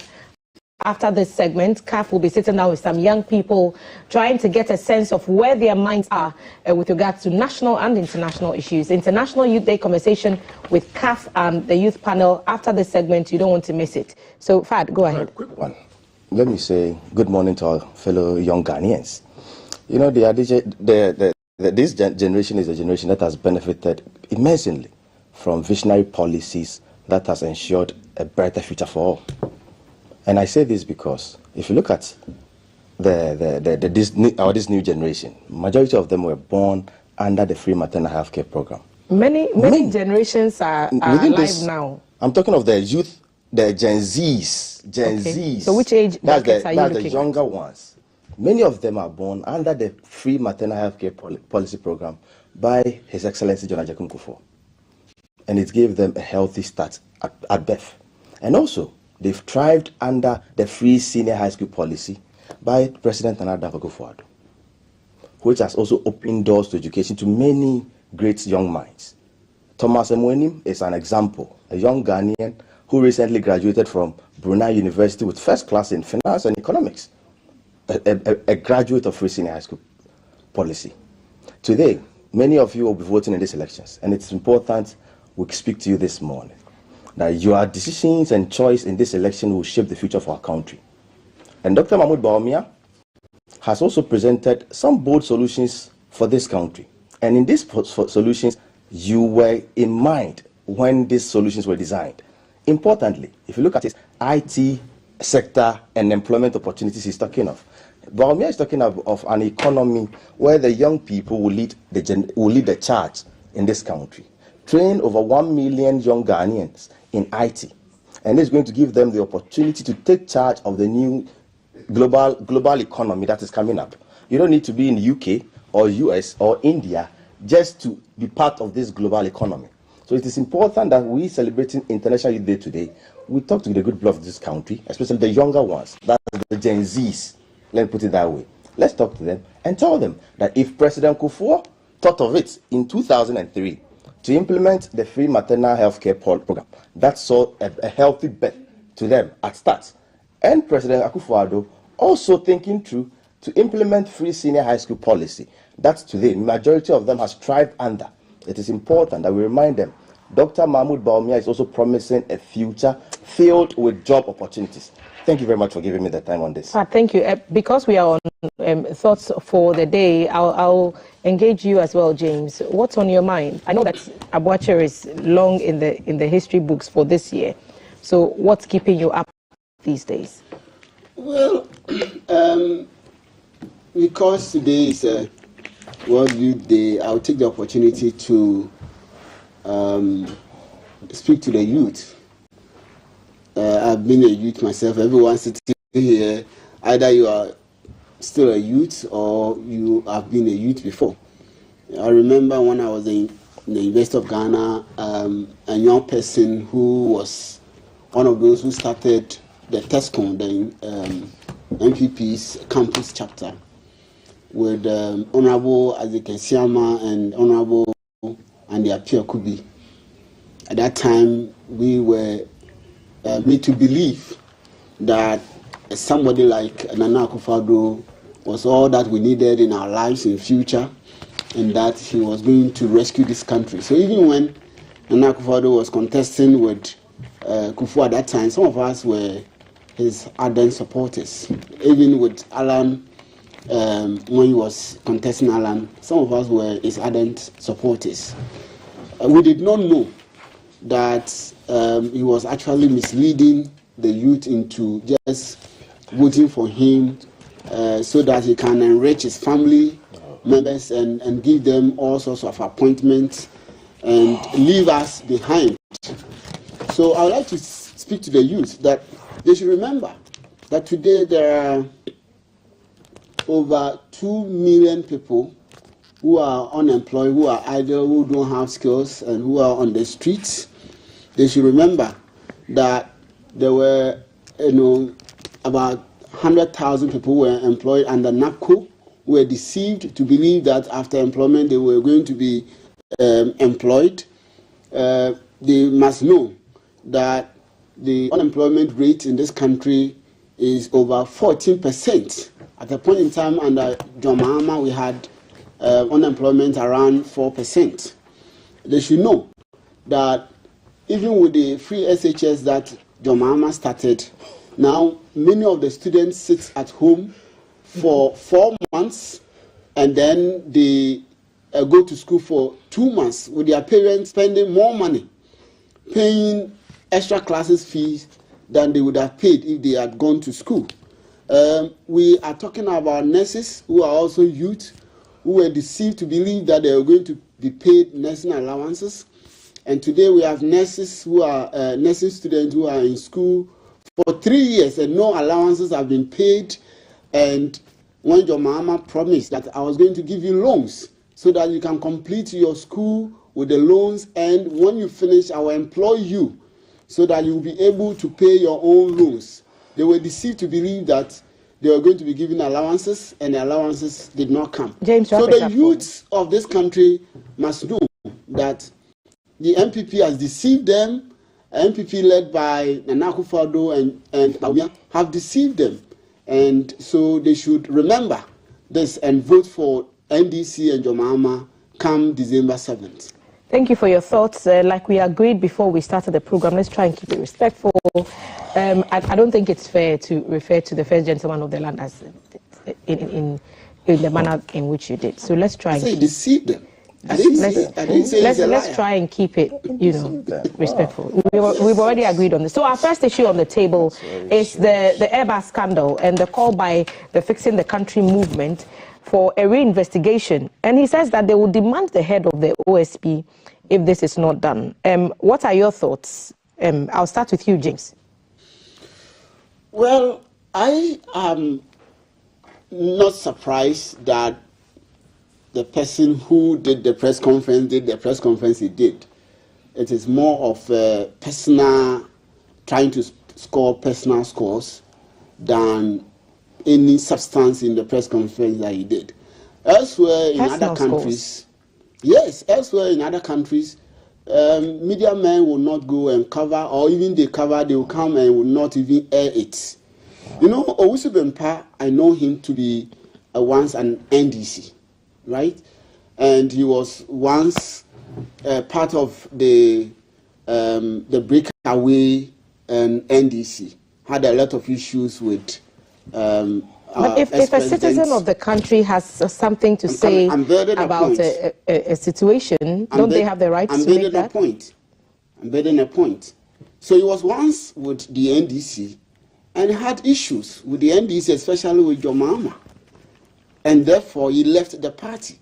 I don't think, in my opinion, I don't think he has been able to overcome that, personal issues that he had with the party. But anyway, let's put that one aside. You see, the law that establishes the OSP is very clear on its mandate to investigate, to prosecute, etc. When you accuse somebody of committing a crime, it is not the person that you accuse who should come and prove his innocence.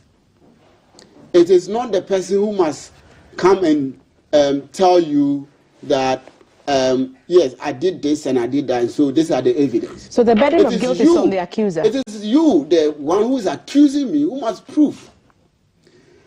John Mahama kept quiet over the years when they kept on bombarding him with this issue of Airbus. Now, a law that has established OSP has investigated a lot of issues in this country.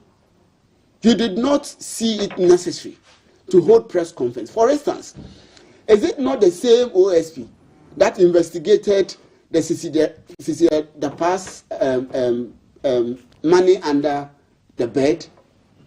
Is it not the same OSP? Did Owusu Bempah not find it necessary to hold a press conference to ask the OSP to come and reinvestigate? Why would you say that because OSP has exonerated John Mahama and therefore I'm going to hold a press conference when the same OSP investigated others, and you are calling on John Mahama to come and defend himself, prove his innocence? Who is that? Who does this? That the person you are accusing should come and defend himself. Obviously, the MPP's campaign is collapsing So they are trying to clutch on anything to make some point. And they see that John Mahama's popularity and innocence has been widely espoused. Just recently, this man, John Mahama went to a campaign tour of the Upper East to say something about how the MPP thinks that Ghanaians are short-minded or something.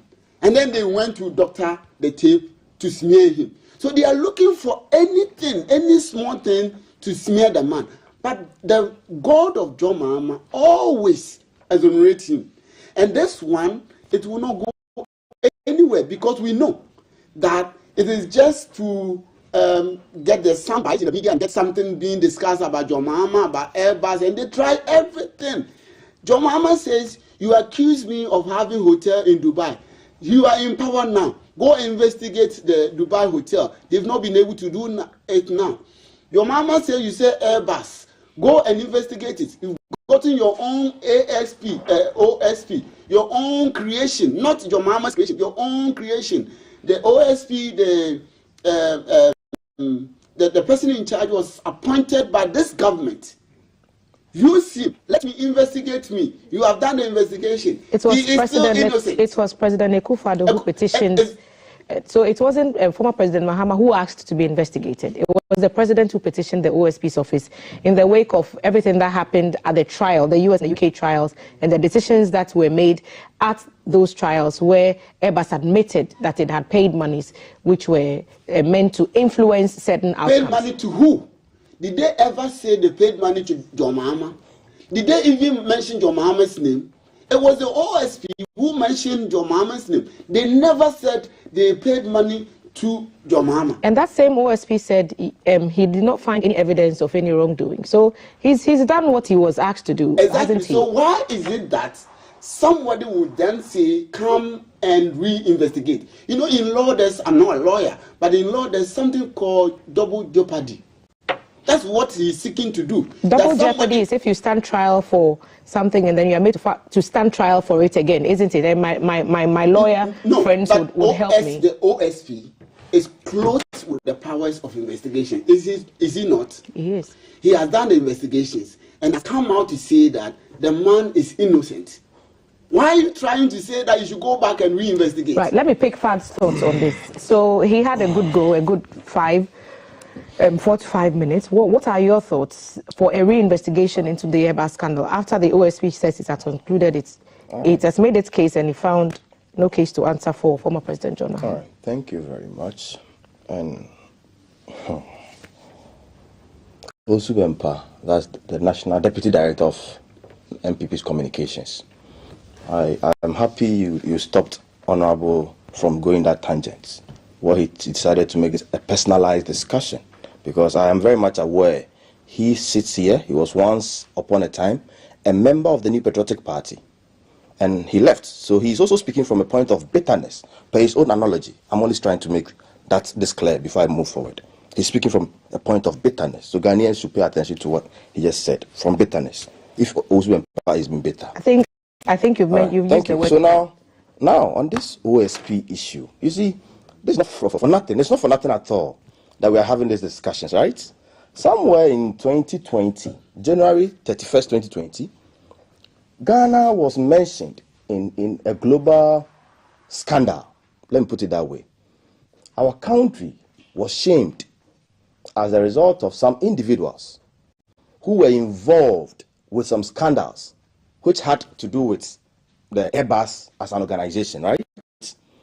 And there was investigations being conducted in other jurisdictions, that's in the UK and in the USA. And when these investigations were conducted, these are the facts of the issues.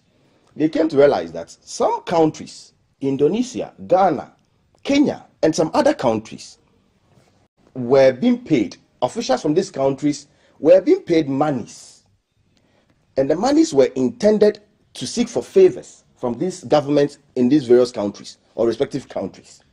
And after these investigations were conducted, interestingly, the organization in the center of this investigation, which is the Airbus company, admitted to wrongdoings.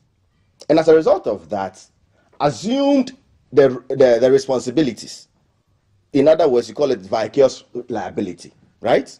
That on behalf of all our agents and persons and individuals involved in these investigations, we assume responsibilities. That's the fact of the case. And at the back of that, they were made to pay $3 billion as fine. That's the highest any organization has paid at the global level, the highest. Do you think if an organization like Airbus, with all the resources they have, they know very well that they are innocent of these charges, they wouldn't have put up illegal actions against it? That's the question we're asking. Let's ask ourselves that question.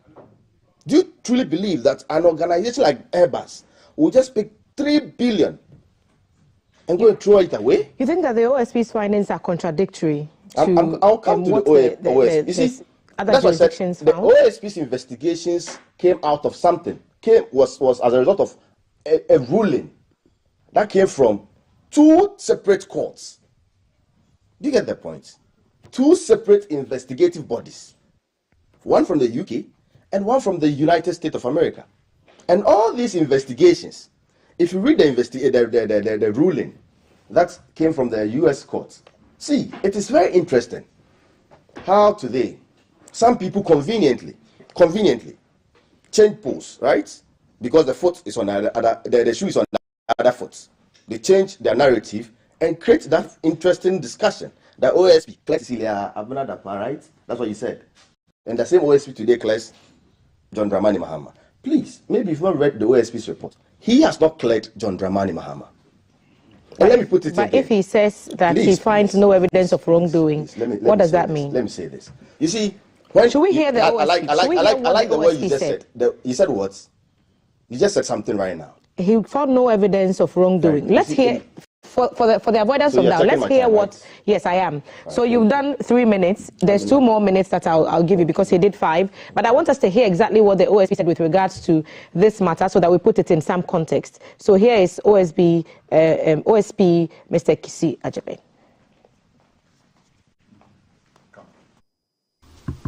The OSP investigation found no evidence that former President Mahama was involved or played any role in the procurement and maintenance of the agency relationship between Airbus and Foster and its associates in respect of the purchase by the government of Ghana of military transport aircraft from Airbus.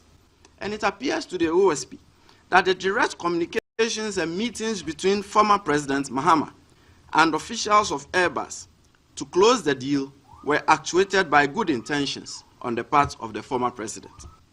While the accepted facts in the two foreign jurisdictions are that the employees of Airbus designed the payments to the intermediaries as bribes intended to court favor with Ghanaian public officials, especially ex-President John Dramani Mahama. On the other hand, the intermediaries appeared to expect and receive the payments as their legitimate expectation under an arrangement of success-based commissions for the sale of the military transport aircraft to the government of Ghana. And their actions, in whichever way viewed, were calculated as businessmen expecting their lawful paychecks and not as conduits. OSP has no evidentiary basis upon which to conclude that Samuel Adam Foster, also known as Samuel Adam Mahama, Philip Sean Middlemas, and Leanne Sarah Davis acted as conduits of bribery between the employees of Airbus and former President John Dramani Mahama or any other public official. Also, the OSP found no evidentiary basis that suggests that Samuel Adam Foster, also known as Samuel Adam Mahama, Philip Sean Middlemas, and Leanne Sarah Davis received payments from Airbus with the intention of bribing former President John Dramani Mahama or any other public official. Further, the OSP found no evidentiary basis that suggests that former President John Dramani Mahama or any other public official was paid bribes by Samuel Adam Foster, also known as Samuel Adam Mahama, Philip Sean Middlemas, and Leanne Sarah Davis in respect of the purchase by OSP Kisi Fad. Right. Very, very interesting. You see, OSP says he couldn't find evidence, right? And people went to church over the weekend to give thanksgiving, right? You know, the absence of evidence is not, please let's pay attention. The absence of evidence is not evidence of absence. Do you get the point? No, just because you couldn't find evidence does not mean there's no evidence to the act. See, if you pick all the rulings from these international organizations and the investigative bodies, they've indicated, and see, Airbus has also admitted that the monies they paid to Mr. Adam Foster Mahama, right? And let me, before I go there, one, please. Oh, please. I don't like this. Honorable, I don't like this. James, let's Fad make his point. I'll give you the let me quickly put this across. One of the scope of the investigation was to identify who government official one is or was, right? I hope you know that. Because before all this investigation, you didn't know who government official one was. Former OSP, Mr. You know this. Amidu, where your mama called him stupid, right? Because he had mentioned this earlier. And the mama referred to him as being stupid for referring to him as what government official one, and today he accepts it because the narrative is changing. No. Was the scope of the investigation to find who was government to identify official one was? One was to identify who government official one is. One. Then two, to also identify the corruption-related activities that occurred and to see if the OSP can prosecute. That was the scope of the investigation. So one, the first thing is that today, every Ghanaian out there knows that John Dramani Mahama is government official one. And he has been cited in 2 separate investigations across the world. And today the records are there. Whoever Googles it will come across it that a government official one from Ghana, together with his brother and family members, were paid monies in the form of kickbacks to seek favors from government. And as I indicated, the absence of evidence is not evidence of absence. Just because OSP couldn't find evidence does not exonerate John Dramani Mahama from this particular act. The only way he can exonerate himself is to probably go to this court internationally, appeal to the findings of these courts, and when the ruling is made at that level, you can come and tell me that, oh, you can go do the Thanksgiving service. But honorable, here doing that Thanksgiving service and all those praises will not wash. Why am I saying this? Oh, please. Oh, honorable, why are you being uncomfortable? You've done the rest of your 2 minutes. So finish this in 30 seconds for me then. You see, it is very interesting that in this country, if you look at what happened in 2011, prior to this transaction, I remember very well the then minority leader of parliament, Honorable Chairman Sabonsu, raised concerns on the cost of the military helicopters we're going to buy, the planes we're going to buy. He indicated that from the website of this Airbus, the cost was $22 million. But when the Finance Committee of Parliament, that's at that time, submitted the report to them, the report was $24 million, which tells you there was some issues happening. Within that same space, we were told by Honorable Martin that the late President Professor Ivan Fifi-Atamos, had constituted a committee to investigate his vice president. I think if you who is John Dramani Mahama, who today people want us to believe that he is free from corrupt activities. Let's welcome Florence to the table. Florence Edu is the CPP constituency women's organizer for Okaikoi North, and she's joined our conversation flow. Thank you for eventually, finally making it. And you've joined us in good time. Your good friends from the NDC and the NPP are having a go at the call by the Fixing the Country movement that the Airbus scandal, which the OSP says he has concluded investigations into, should be reinvestigated. So Fad here made a reference to the scope of the investigations that were called for by His Excellency the President of the Republic. And just as a form of a point of information, the investigation into the Airbus scandal was meant to, one, investigate the involvement of any Ghanaian government official, public officer, or person in the Airbus bribery scandal. Second, to determine whether any Ghanaian official or persons benefited from the bribery scheme and identify any wrongdoing, corruption, or illicit enrichment related to the scandal. It was also to examine the contract for the purchase of the 2 Airbus C-295 military transport aircraft, and also to probe the role of government official 1, identified as former President John Mahama and other officials. It was also to assess whether any laws or regulations were violated and gather evidence to build a case for prosecution if necessary. So it focused on the aspects of the Ghanaian aspects of the scandal, aiming to hold accountable any individuals or officials involved in any wrongdoing. So at the time, they issued a statement, and the OSP came out with that paper. So we saw all those things clearly mapped out there. So that was the scope. Identify who government official one. So they identified. So I've just read out the scope of the investigation and to give some background to those who are watching us. But Florence, I'll take your quick thoughts on this matter, and then we'll move on to others. I know that James wants a rebuttal, and I'll give that to you in due course. Florence. Thank you very much for giving me this opportunity to express our view or concern on this issue. My view and the view of CPP about the government official one issue is that we, the CPP, believe that the office of the special prosecutor was established by the MPP government. That's His Excellency President Nana Akufo-Addo. So if today the office of the special prosecutor is coming out to say that the Airbus issue, they have, there's no evidence showing that former President John Dramani Mahama was the one they were accusing of bribing or taking bribe. We CPP believe that we agree that whatever is coming from the special prosecutor is the truth that they are saying.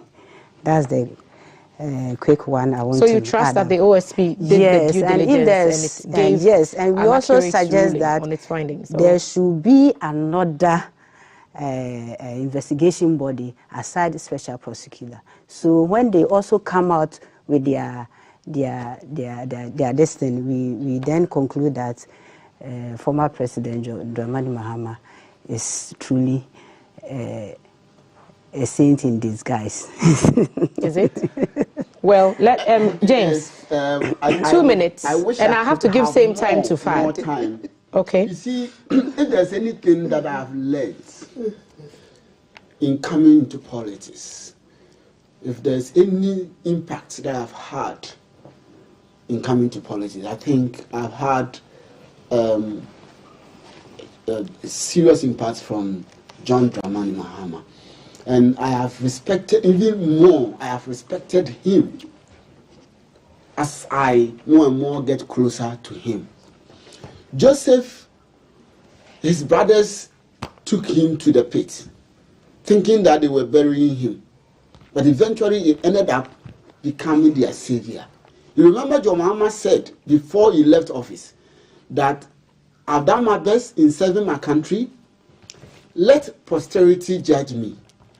And today, posterity has judged John Dramani Mahama positively. Okay. Every single thing that he said has come to pass. Fad's point is that the fact that there was no evidence does not mean the thing did not really happen. And mind you, the OSP did tell us on that same platform that the report he was giving us was a heavily redacted report in the interest of national security.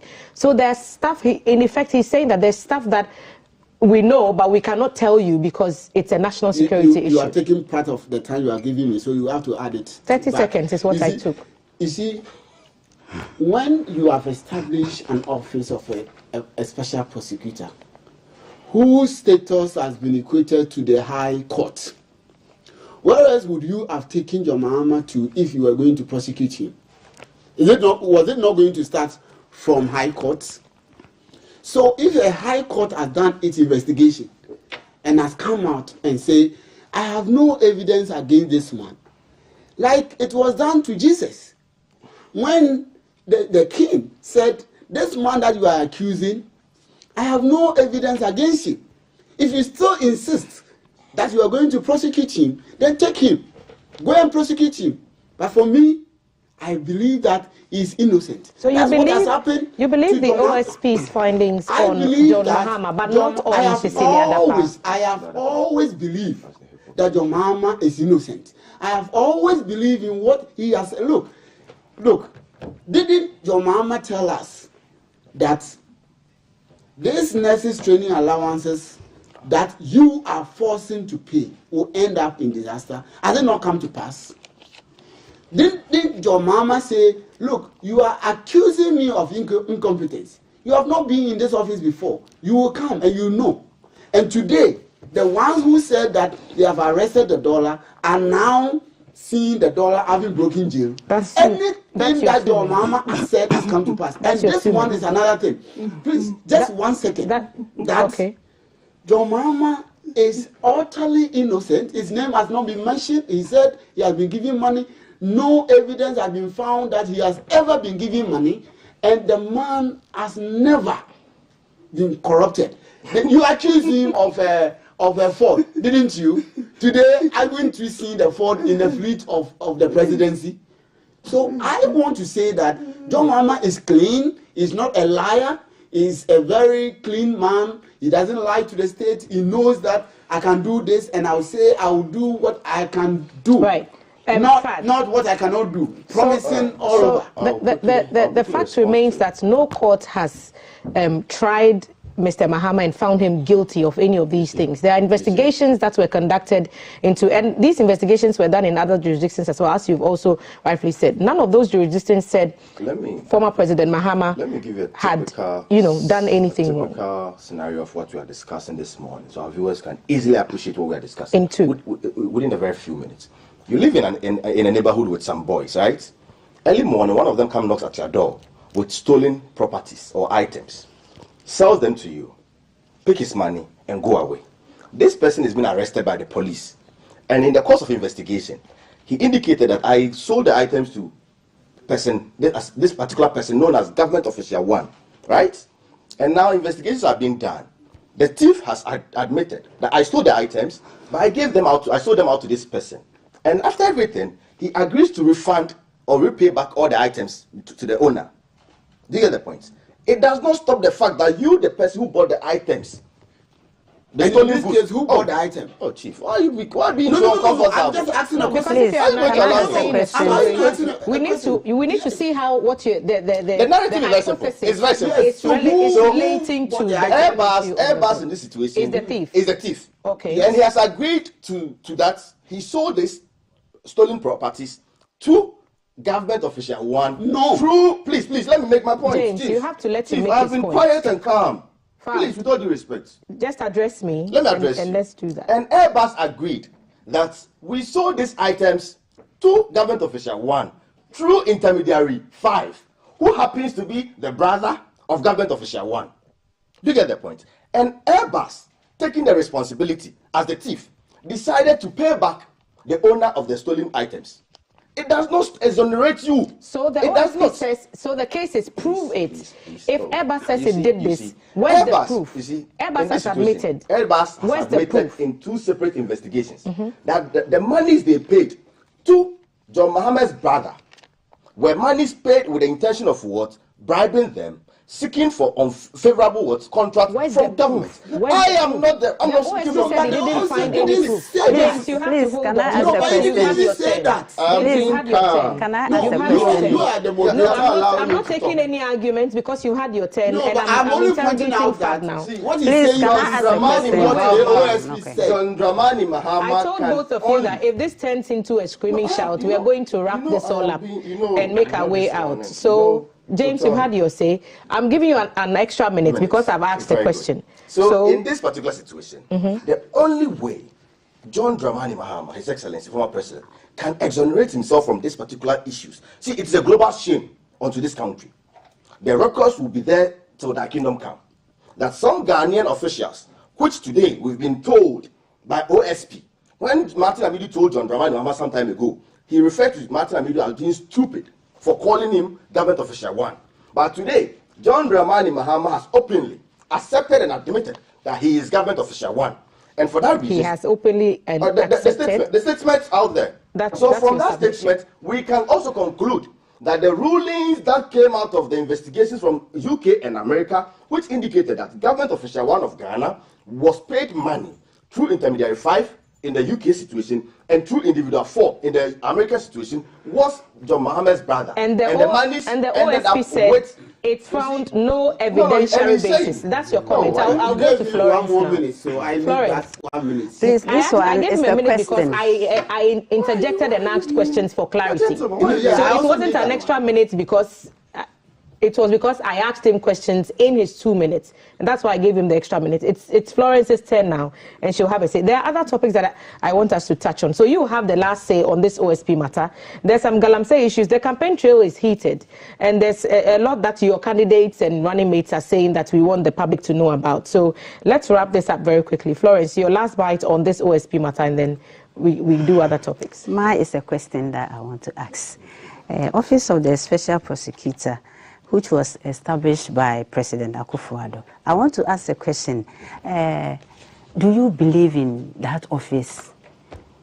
Who are you asking the I'm question? I'm asking you, please. Yeah, because... Okay, so then let's move to the question. I'm a strong believer of office. Of the offices or so state why is it that... I am not questioning the investigation. No, I've never done that here. I'm not like the NDCs, who, when it is on the other foot, they will say, oh, it's clearing agents. When Madam Abrada Power was referred, she was not even cleared. She was referred to other state institutions, right, for further investigations. Wasn't that the case from the OSP? We had the NDC accusing him of clearing the woman.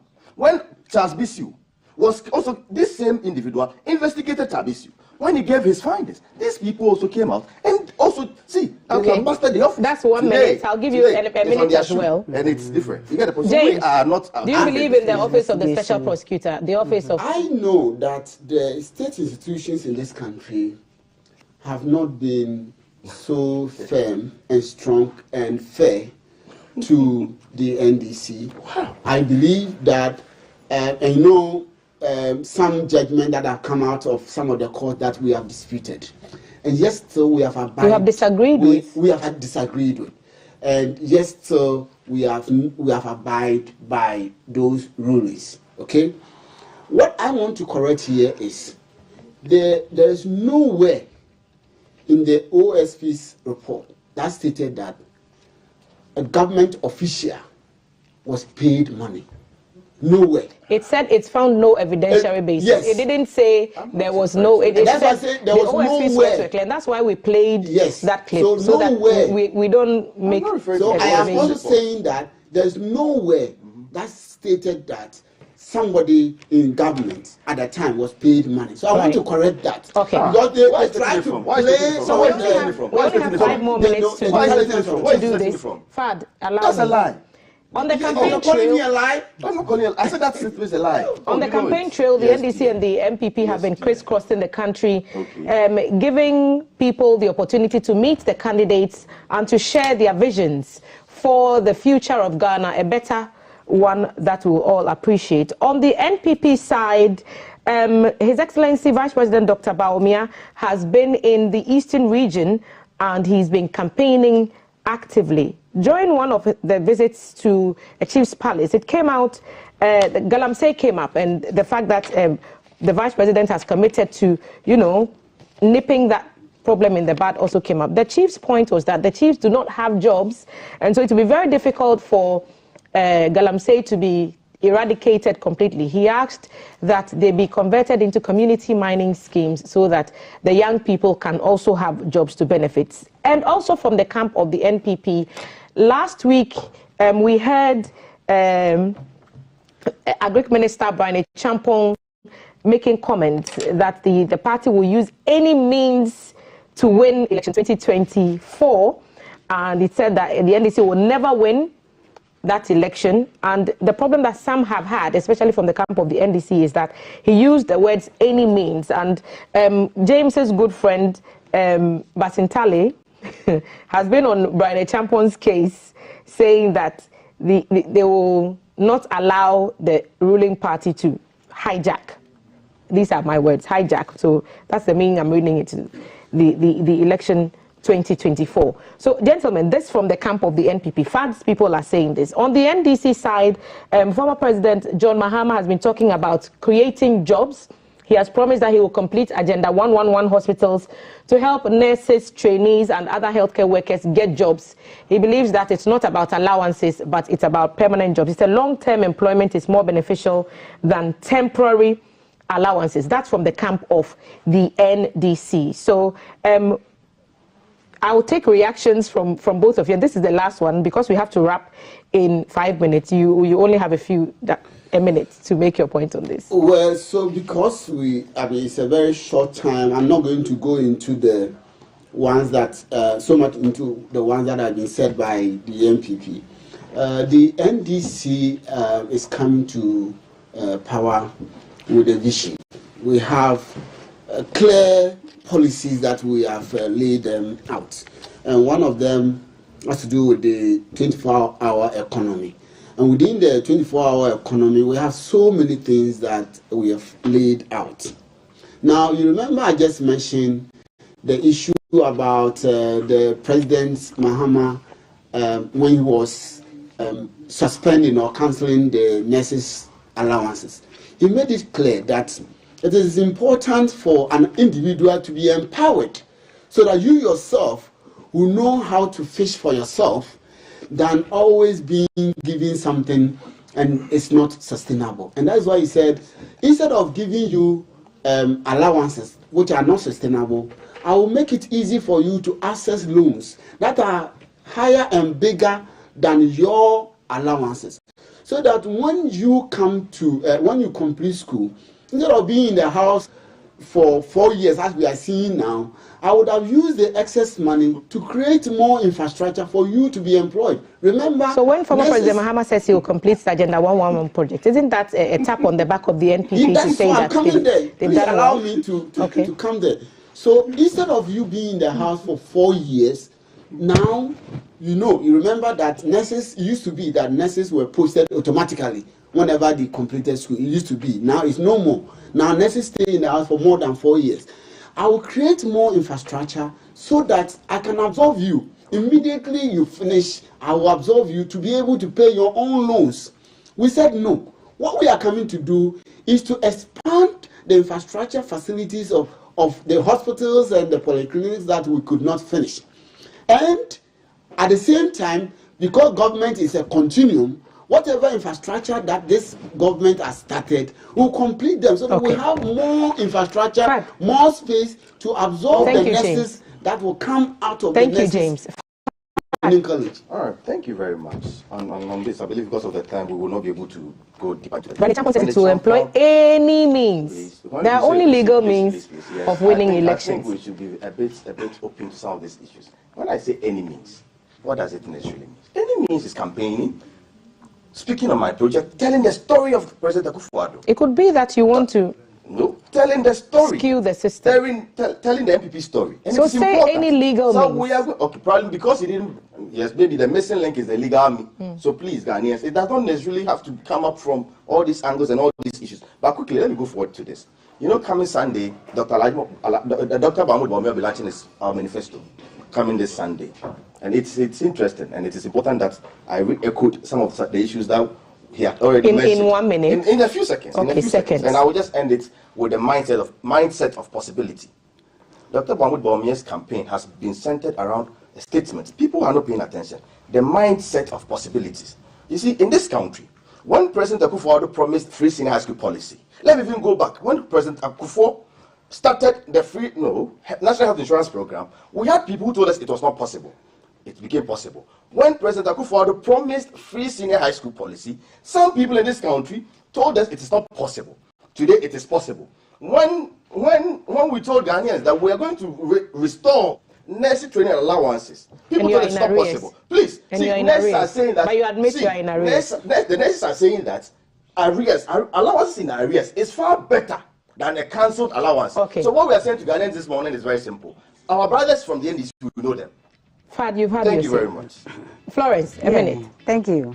Please, what I want to say is that both NDC and PP, they have nothing for Ghanaians. What does CPP have for Ghanaians? Yes, that's what I'm bringing. 30 seconds. We have done it before. Our founder of Ghana, the only founder. 1957, Osajefo Dr. Kwame Nkrumah. He came to rule Ghana. And there are so many things this gentleman did. So CPP are saying that when you come, we are going to continue. Plan to transform Ghana, okay? We are going to continue. Not next generation. We can do it. We've done it before. So we can do it. Ghanaians should give us the opportunity. Coming December 7th. You came late. Gentlemen, thank you for coming. This has been the headlines. Thank you for staying on. Next, our conversation on the International Youth Day will be happening. We'll take a break.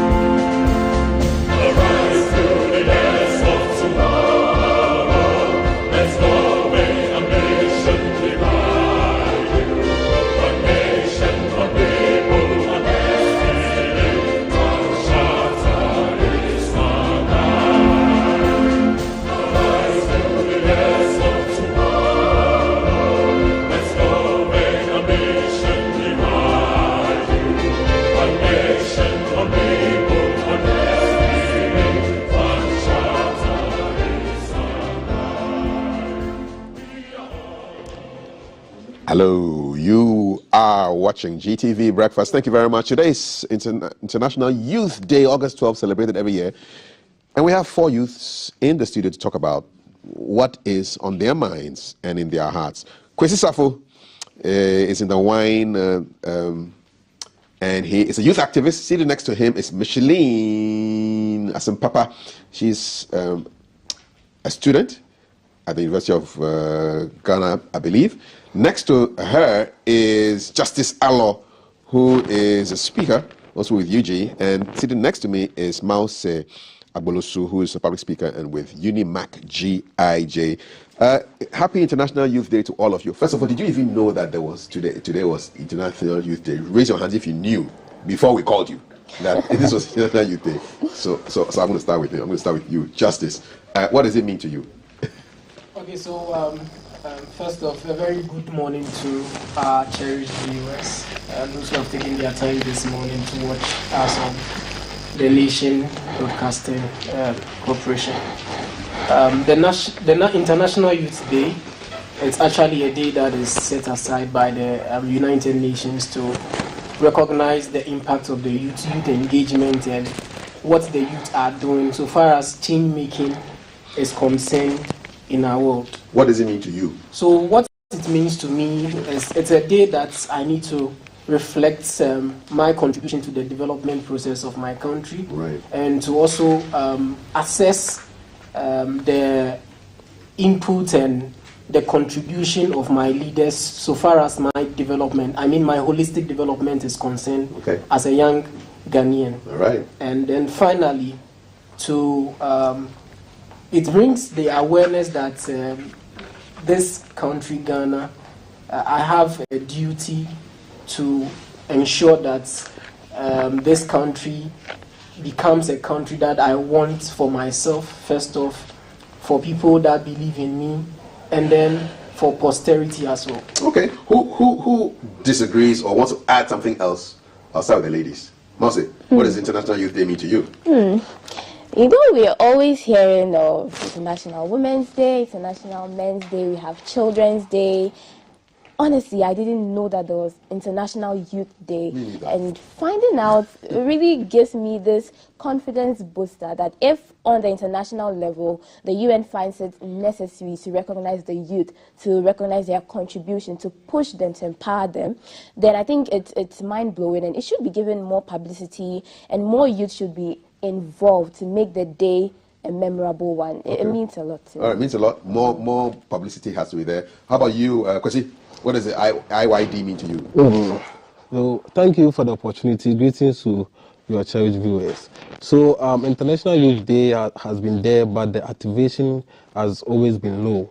So, there must be a quick activation to it, okay, in such a way that every year of which it will come, the publicity will be higher, the intensity will be higher. We must, pick it. As we the youth, we must embrace it and also show our realistic talent on how we will contribute to the national development. Okay, Micheline, what does the day mean to you? Do you wish it was a real holiday, like we didn't have to go to school or go to work or anything? Yeah, I wish it was. You wish it was so? All right. Yeah, I really wish it was a holiday.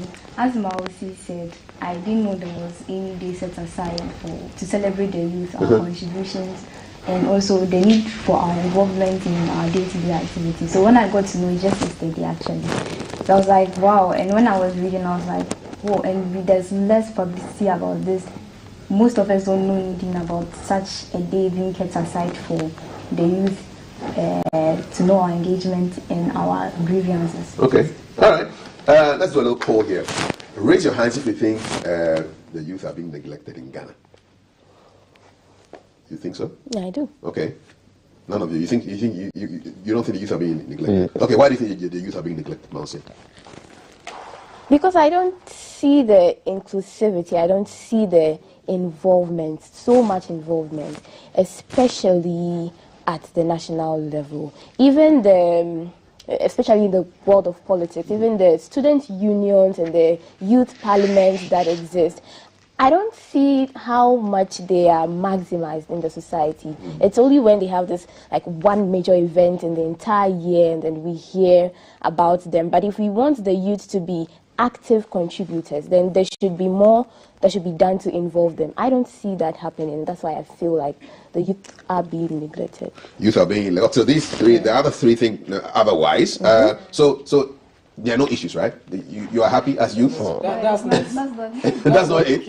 Okay. But to completely say that the youth are being neglected in Ghana is actually not true. It's not the measure of what the reality is. Okay. Just like she said, it means that there are things being done so far as youth inclusivity is concerned. Let's drop the theory. What is being done for you?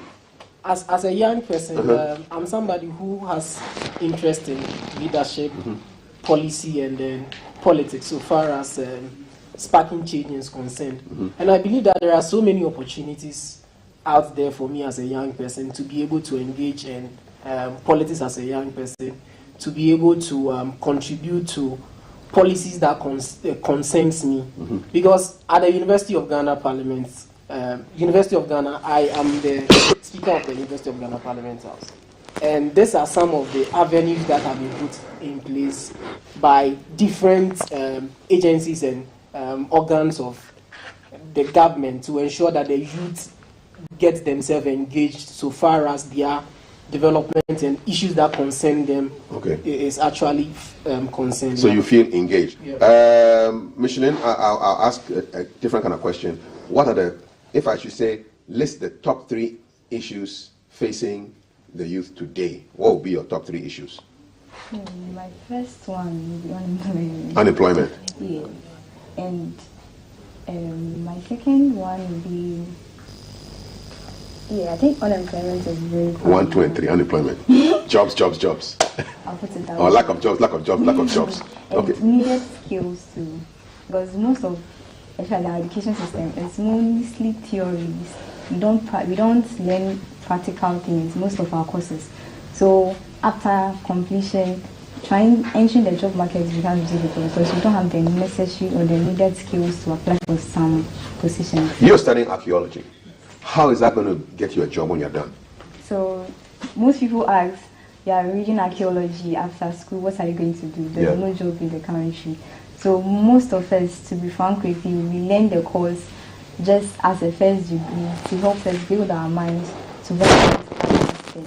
So when you come, the first orientation you are being given is, you can, with your first degree in archaeology, you can enter any field, you can enter into law, you can enter into banking, you can enter into other side. But most people who have the passion for the course normally travel outside, get opportunities to travel outside, and yes, and learn there and do their masters and probably settle there because there are opportunities there with the archaeology. Okay, so maybe you may join the people who japa when you're done with school. What's your preferred destination if you should leave Ghana today? I'll be thinking about it. You think about it. You don't know where you're going or where you want to go. Okay, so what I want is so high. So I'm still preparing for it. Okay, all right, we'll come back to opportunities abroad and even here as well. But so Kwesi, biggest problem facing the youth today? Okay. She says unemployment, lack of jobs. How about you? I think there's lack of employment, and there should be social inclusion and leadership. Okay, so lack of jobs. Lack of job, social inclusion, and equal opportunity. All right. What does social inclusion mean to you? Okay. So youth, especially youth from marginalized background and communities, find it difficult to have access to opportunities. Opportunities like scholarship, healthcare. So with this, there must be equal opportunity for youth who are in urban area, rural areas. They should have equal opportunity as citizens who are in city. Okay. So in terms of where do you fall in this spectrum? Are you a marginalized youth? Yes. You are? Yes. Where do you live? In a village? Yes, I live in a village. Where? I live in Natroma. Achuma. Which region is this? Ashanti region. Ashanti region. Yes. And you think you are marginalized because of where you stay? Yes, because there are a lot of things which, when I came to Accra here, I get access to, but there I don't get access to. Okay. And you see, there must be what equal opportunity for my people. They also get access to what I'm also having access over here. What do you want them to get in Achuma? Do you guys have internet? It's not like it's not like Accra, isn't it? Yeah, it's not like Accra here. Okay. Nothing. How about connectivity in terms of like your phone? Do you have to climb to get good network, or your network is good? Some places. Some within places. The constituency. So you want those areas to also be more included. Yes. So lack of jobs, lack of social inclusion, and the third one was what? The third one is social infrastructure and services. What is that? Okay. With this, there must be a plan of investment in social infrastructure for youth. Mm-hmm. Okay, there must be centers of which the youth can get acquisition to that. Okay. For this, I will applaud the government for building infrastructure, sports infrastructures, which is helping the youth. Okay. Like astroturfs. When Right. you go to Medina, Adenta, you will see all these infrastructure there. Have they arrived at Achuma, the astroturf? No. Not yet. You What know. is the nearest astroturf to where you live in Achuma? That is Bantama. Okay.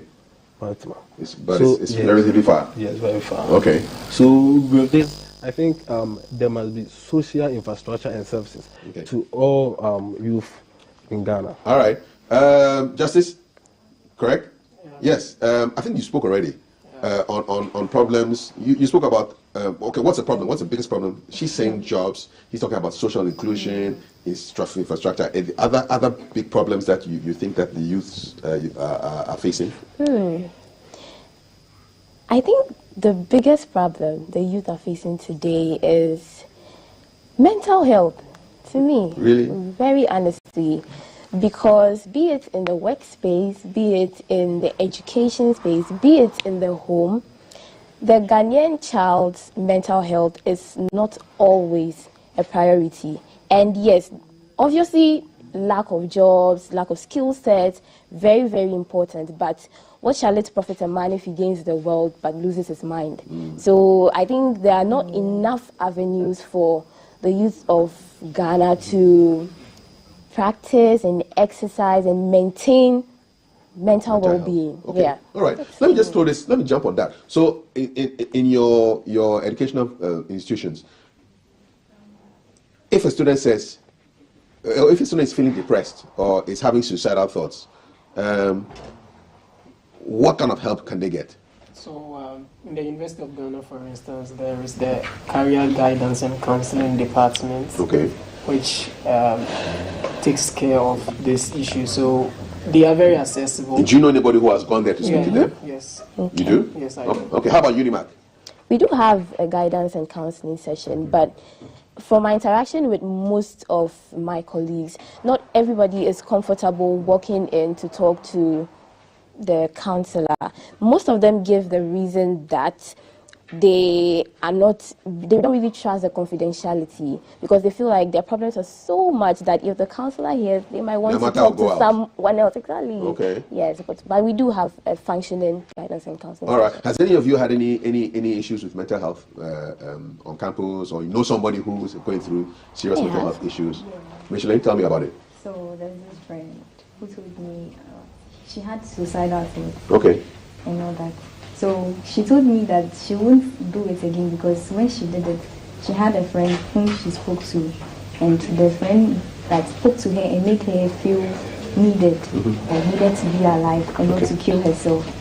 So yeah, so I feel apart from having institutions for taking care of it, I think we should be each other's helpers. Okay. So I'm going through something, I come to you, I'm going through this and that. You should give me that needed emotional support. That yes, no matter what, there's someone who is there for me. Yes. Okay, you're watching GTV Breakfast. It's International Youth Day, and I'm hanging here with some young people talking about the issues that are top of the mind to them. You can join this conversation via WhatsApp 055-556-1034.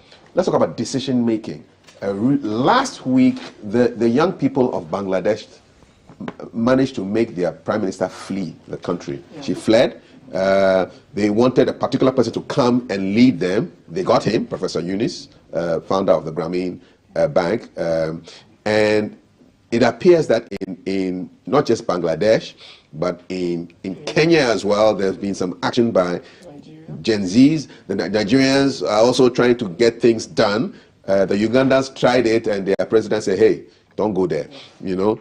It seems around the world, even in the UK, you've had young people trying to take certain actions to counter anti-racist rhetoric and actions. Young people are seriously involved. Here, we had Fix the Country movement that was last year, was boiling around this time. Then you had the Fixing the Country counter demonstrations.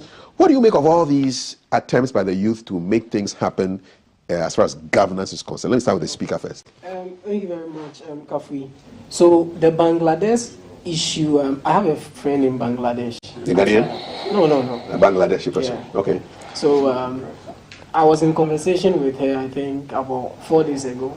And then she told me she was part of the protest and was telling me how they were able to mobilize themselves together for such an impactful protest.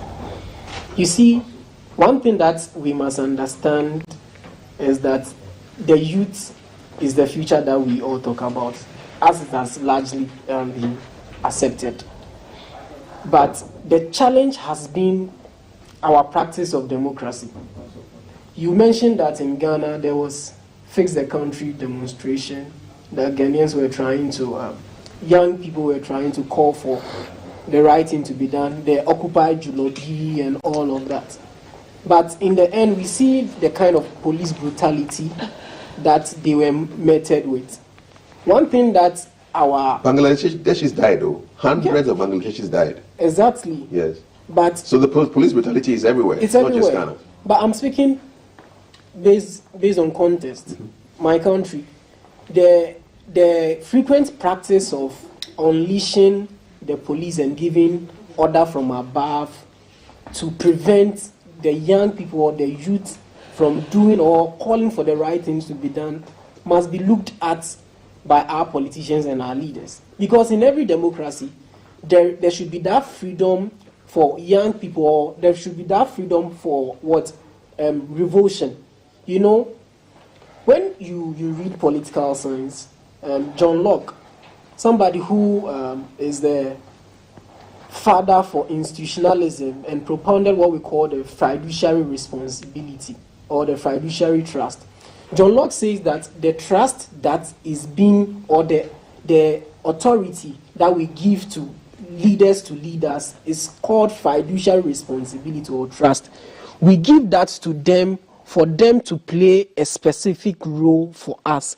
And therefore, when they fail to do that, John Locke actually recommends that we have the right to revoke that particular right or trust that we have given them. Has it gone to that point in Ghana where the young people do not trust the institutions, not trust what's happening, and then they also want to change things? And that brings us to the state of nature. Thomas Hobbes in...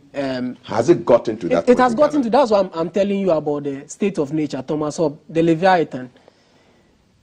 There is the need for Leviathan, that's the government, because of problem. So when a government is elected and you are put in charge to ensure that things are being done in a particular way, and you start explaining them and you don't provide solutions to them, it means that first of all you don't fit for purpose, and there is the need for that particular right and that particular authority that has been given to you to be revoked. So we have gotten there, Kafui. We've gotten there? Yes. Who else wants to jump into this conversation on the youth action and trying to get things done in the country? I'll come to you shortly. Let me just go with Marcy first. Okay. I'm very glad he mentioned freedom, the practice of freedom, because obviously I think we'll all agree that it's good for the youth to stand up if they feel like their needs are not being met, if they feel like their rights are being infringed. But you could do 1,001 demonstrations, but if the media doesn't show it, who is going to see it? How is it going to get to the people, the stakeholders you want to get to? But there's social media now. Yes. You don't need social to media, put your stuff on GTV.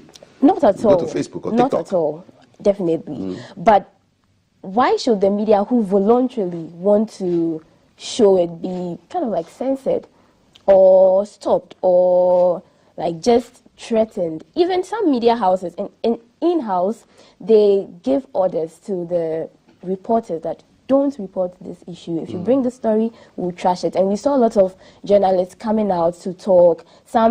We saw social media conversations between them and their friends who said, like, you work here, like, give the story to your editor. And it's like, please, they told me I'll lose my job if I try to, report. So clamp down on media is affecting... Yes, exactly. It really is. Okay. Kwesi? So, you see, with this topic, decision-making, the youth want their voice to be heard. And you see, they want to express their discomforts in their daily lives. So with this, there must be a leadership forum for youth, of that the youth voice will be heard. Okay. The leadership should have a room for the youth to listen to their problems and have a solutions to them. As he said, he did mention of state of nature. The state of nature, the youth are the people who will check what? The leaders. As he mentions. Are Ghanaian youth able to check their leaders? Is that? Are Ghanaian youth checking their leaders right now? Come again. Are Ghanaian youth checking their leaders? Yes, they are. That's why. Really? Yes. Where's the evidence? That's why they organize demonstration and a whole lot. And organizing demonstration must also talk about what? Expressing your discomforts to the issues of faith they are not what. But it's one thing to organize a demonstration, but has any results, any fruits come out of it? That's why I'm saying there must be what? Leadership summit for the youth, for the leaders of this country to listen to their discomfort, their pleasures, the problems that's what they face. They're facing. Okay, Micheline, any thoughts on that? Youth action to try and force change or make change happen in governance? So the youth are trying their best to air their grievances, but the issue is the government isn't ready to listen, or the government is listening but is not making the change we the youth want to see. So that is the issue at hand now. We would post, we would do social media, we would demonstrate, but no effect. Nothing is happening. So this is going to be like you're wasting your energy on something that is not, you're not really getting anything like back. When I was in university, I physically went on the demonstration. We got chased by the police from Legon police station all the way to Commonwealth Hall. We were actually there. Have any of you gone on any demonstration before? Yeah, I have joined a picketing by the Citizens Coalition of Ghana. It's an amalgamation of various civil society organizations like CDD Ghana. What were you picketing against? It was against the Auditor General's reports. Okay. Yeah. All right. So that was, I think, 2 years ago. What was the experience like? I think that it was okay. Did you feel safe? Yeah. The police were with us, and because of the caliber of people that were involved in the picketing, the late Akutu Ampao, lawyer Akutu Ampao was there. Dr. Kojo Pumpuni Asante of CDD Ghana. You think the police respected the titles and so they didn't do anything? Because the caliber of people that were present. If it was just Joe Public, though, what do you think would have happened? Lawyer Samson Ladi was present. You think the police look at who is in the crowd before they take action? I think it was actually a calm picketing. Calm picketing. Did they achieve anything? It did. What happened after that picketing? So after the picketing, I think the call for the Auditor General's report. I think it was about one particular, I don't get it clearly, but it was about one particular issue that was actually heeded to. So you saw results. But the rest of you have never gone on any demonstration before. Would you go? What would push you to get on a demonstration? You won't go? You won't go? I would do it. I won't go in person because I won't feel free. She would like to do the social media. You are afraid something can happen. Yeah, I'm so small. You are so small. Marcel, would you go on a demonstration? I would. But you haven't gone yet? No, I have not. What would push you? If I'm being affected, or if I represent a group of people and those people are being affected, why not? You would go. Yeah. Kwesi? I will go. You would go, eh? I will go. And you see, if you participate in demonstration, it must be in a way that you not, bring chaos, okay? Demonstration, you should go by what? Rules. As we said, you went for demonstration and police were chasing you people. Yeah. It's about how you people arrange yourself. You arrange yourself well, you go on the street for a demonstration, you petition for a security service, and they guide you people. I don't think no one will... yeah. Yes. You need to take consultancy from Justice, because he's been there already. So if you want to go on, you ask him for advice. Listen, I had a privilege of speaking to a Kenyan journalist when their issues started. And I was curious. I asked the journalist, so when the youth came out on the streets, did the opposition try to take advantage of the action? And he said no. He said they tried. They tried to jump into the youth protest, but the youth told them, you know what? Leave this to us. Yes. We don't want any political flavor in this. Is that the key reason why the actions here in Ghana haven't made an impact? Because you can look at the people in the demonstration. You say, okay, this is an NPP demonstration, or this is an NDC demonstration. But do you think that's a key thing?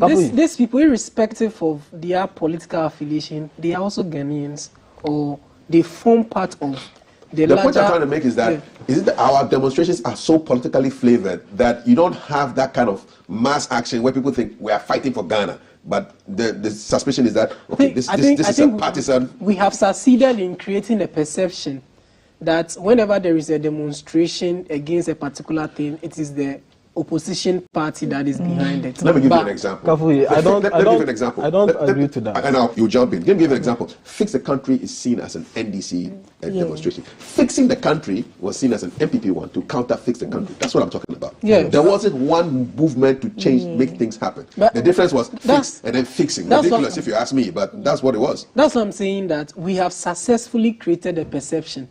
Fix the Country was real. Yeah, the Country was real. No, I'm not saying it doesn't exist, but we have created the perception that if there is a major demonstration happening, it means the opposition party is fueling it. So there must be a counter from the incumbent. Yeah, and that is what is not helping us to achieve results. Kwesi wanted to make a point. He said he disagree with you. You see, we are in a country of which, when there's a problem and some people talk about it, opposition parties also involve themselves into it. They become happy and also fuel the people to go out street and campaign against the government. You see, what he's saying, I don't agree with him, that every demonstration that comes, let me take this this for example, every demonstration that comes now, there's been what? A fuel of what? Of the opposition, for people to come out and also what? Make chaos allegation against the government, make the government unpopular. So what is saying that there's what? Perception? There's no perception. It is what is happening on the grounds. It's what the opposition parties are been doing. So do you think the demonstrators should be able to tell whoever political party or activists, tell them, you know what, this is our fight. Just stay out of it. Like the way the Kenyans did, like the way the Bangladeshis did, they kind of got the politicians out of the mix. Yes. You think that work? Yes. They should get them out. He made a hasty generalization that every demonstration that happens, the opposition is behind it. If labor union is organizing a demonstration against minimum wage and all of those things, will you say that it is being fueled by the opposition? It is not like that. It is not a situation. Miss Lee doesn't like more politics. Let me address what he's saying. So when there was increment of lawfare and GPRTU people came out, we all saw how the opposition were happy. They were talking about, they were backing them. So what is he telling me that labor, whatever, every institution, there's what? There's politics. There's politics everywhere. Has politics helped or harmed the youth of Ghana? I'll start with you, Abla. Harm. Harm, eh? Yes. Outright harm. I've always grown to hate politics. Interesting. And I would always outrightly say that I am not a lover of politics. I will vote. I would partake in the decision-making process, but I don't like politics. I don't even like listening to politicians. Until I took a course in school last semester called Political Communication, where we were forced to do politics. We were forced to create simulated political parties, go out, talk to people, go through the soil, we talked propaganda, etc., etc. But could you believe that we are being corrected in class that these are the things politicians do? don't do that when you go out in the field. You are training to be journalists. So if you see this, know that this is propaganda. When you're reporting, report it this way, do it that way.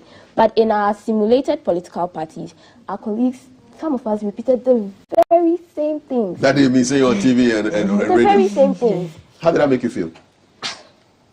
It just made my stance even stronger. And yes, even though I have partaken in this activity, I've seen the relevance of politics. Right now, I'm more involved in politics than I was before, which I think is an improvement. But I still strongly hold that politics is not doing good to the youth, because even in school politics, we see the involvement of national politicians. What do they come and do on campus? Well, some do come and campaign, but underground, backdoor. What are they doing? They are supporting. Some political parties pick a candidate and say that go and stand. You belong to TAIN, you belong to TESCON, go and stand. So it then becomes the question: are the students' interests at heart, or is it your own interest, or is it for your political party? I would really appreciate it if the student body, especially because I'm a student, would be left to operate on their own. Do these national parties, do they fund some of these campaigns on campus? I cannot speak on authority because I've not really, it's only the rumors that I hear that they do fund. Put some money inside. Yeah, that's okay. All right. Who else doesn't like politics? Before we come to those who like it. You don't like politics? I do. Has it harmed or hurt the youth in Ghana? It's as you rightly said about the national politicians investing in students to go for positions just for them to have influence on campus and all that. It's very... You don't like it? Yes, it's causing more harm than good. It's causing more harm than good. Justice, has politics harmed or hurt the youth of Ghana? I understand they have genuine concerns, but I don't believe that politics has harmed the youth of Ghana. You are the speaker now. We have genuine concerns and reservations about how things are being done. But when you understand politics as it should operate and as it should be, I don't think you should be somebody that hates politics. I'm not coming for you because of your position or not liking politics or whatever. But then Plato had something to say, that if you refuse to take interest in the governance process of your country, quote and unquote, you'll be governed by your inferiors or fools. Can I counter? Counter Plato.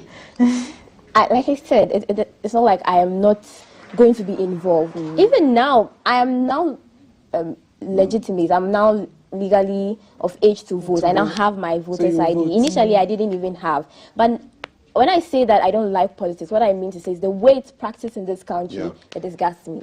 What are you doing about it? Please, let me ask the question. What disgusts you most about politics in Ghana? Propaganda.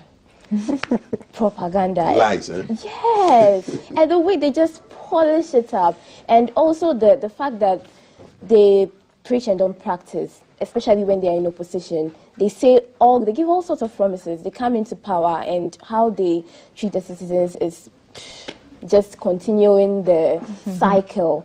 And some of the comments, God, so it's also derogatory to the citizens. Let me not go there. You've gone there already. Thank you so much. My brother, cousin, politics, harm, hurt. Oh, politics hasn't harmed the youth of this country, because as he said earlier, he said what? Unemployment. The youth of this country are facing unemployment. So with this, politics has done what? Good to create what? Employment for the youth of this country. Why am I saying this? I will applaud the government because we are dealing with what? Politics here. We are talking about politics here. I will applaud the government because what? The government has been able to what? Implement social intervention policies of which the youth of this country have been what? Benefited. Social intervention policies like what? Youth in agraric, youth in afforestation, YEA, planting for food and job. All these things have been recruited by what? By the youth of this country. So if she says that politics has been harmful to the youth of this country, I don't agree or subscribe. She gave you her reasons, though. She says she doesn't like the propaganda. She doesn't like the way the people go about the insults and all that stuff. She doesn't like it. Yeah, maybe that's. But she has a right not to like that. Yes, she does. Yes, that's her own destiny. But you should also know that it has also create avenue for the youth of this country. Is the avenue more, the harm is more? The avenue is more for you? You think it's more? The youth of this country, what are we looking for? Isn't it job? We are looking for job, isn't it? What are you looking for? You? I'm looking for job. Okay. And what will create job for us is what? Politics. The leaders, they come to power and what? They create jobs for us. Politics to create jobs for you? I really want you to explain that to me. How does politics create a job for me? Okay, as I said earlier, I will applaud the government for social interventions which has been initiated for the youth of this country. But isn't that the responsibility of a government? I mean, a government is supposed to provide social interventions. Yeah, that's why you are in charge. So politics what? Birth the government. So the government through politics and government what came up and what provided all these social interventions, which is benefiting the youth to what? Okay. To get job opportunities. Let me read some messages right now on 055-556-1034. We are celebrating International Youth Day, which is today, August the 12th, and I have 4 young people here, all between the ages of 15 and 35, correct? Yes. Nobody's more than 35. No. After 35, you are no longer a youth. You are non-youth like me. Godwin Sobodor from Ho. Really enjoying the program. Excited to see your former students, Michelin, among the group, and you're excited. Thank you so much. More messages coming here. Alaji Dawuda says, Happy Youth Day to all of you. And he wants us to go and visit the Ministry of Information to update us on Ghana government programs and policies, because we need to know what the state activities for the youth of Ghana are. Yes, we've brought youth here so that they can tell us exactly what's on their mind. Thank you for that. More messages coming in 055-556-1034. Keep them coming in. Hashtag we want jobs. It says, we the youth are suffering, we want jobs, and there are people who are capable of working, and every youth is part of it. We want jobs. So people want jobs, the young people want jobs. Hello, good morning. The major problem the Ghanaian youth are facing are unemployment, high taxes, and bad economic management. We even have the Unemployed Graduate Association of Ghana.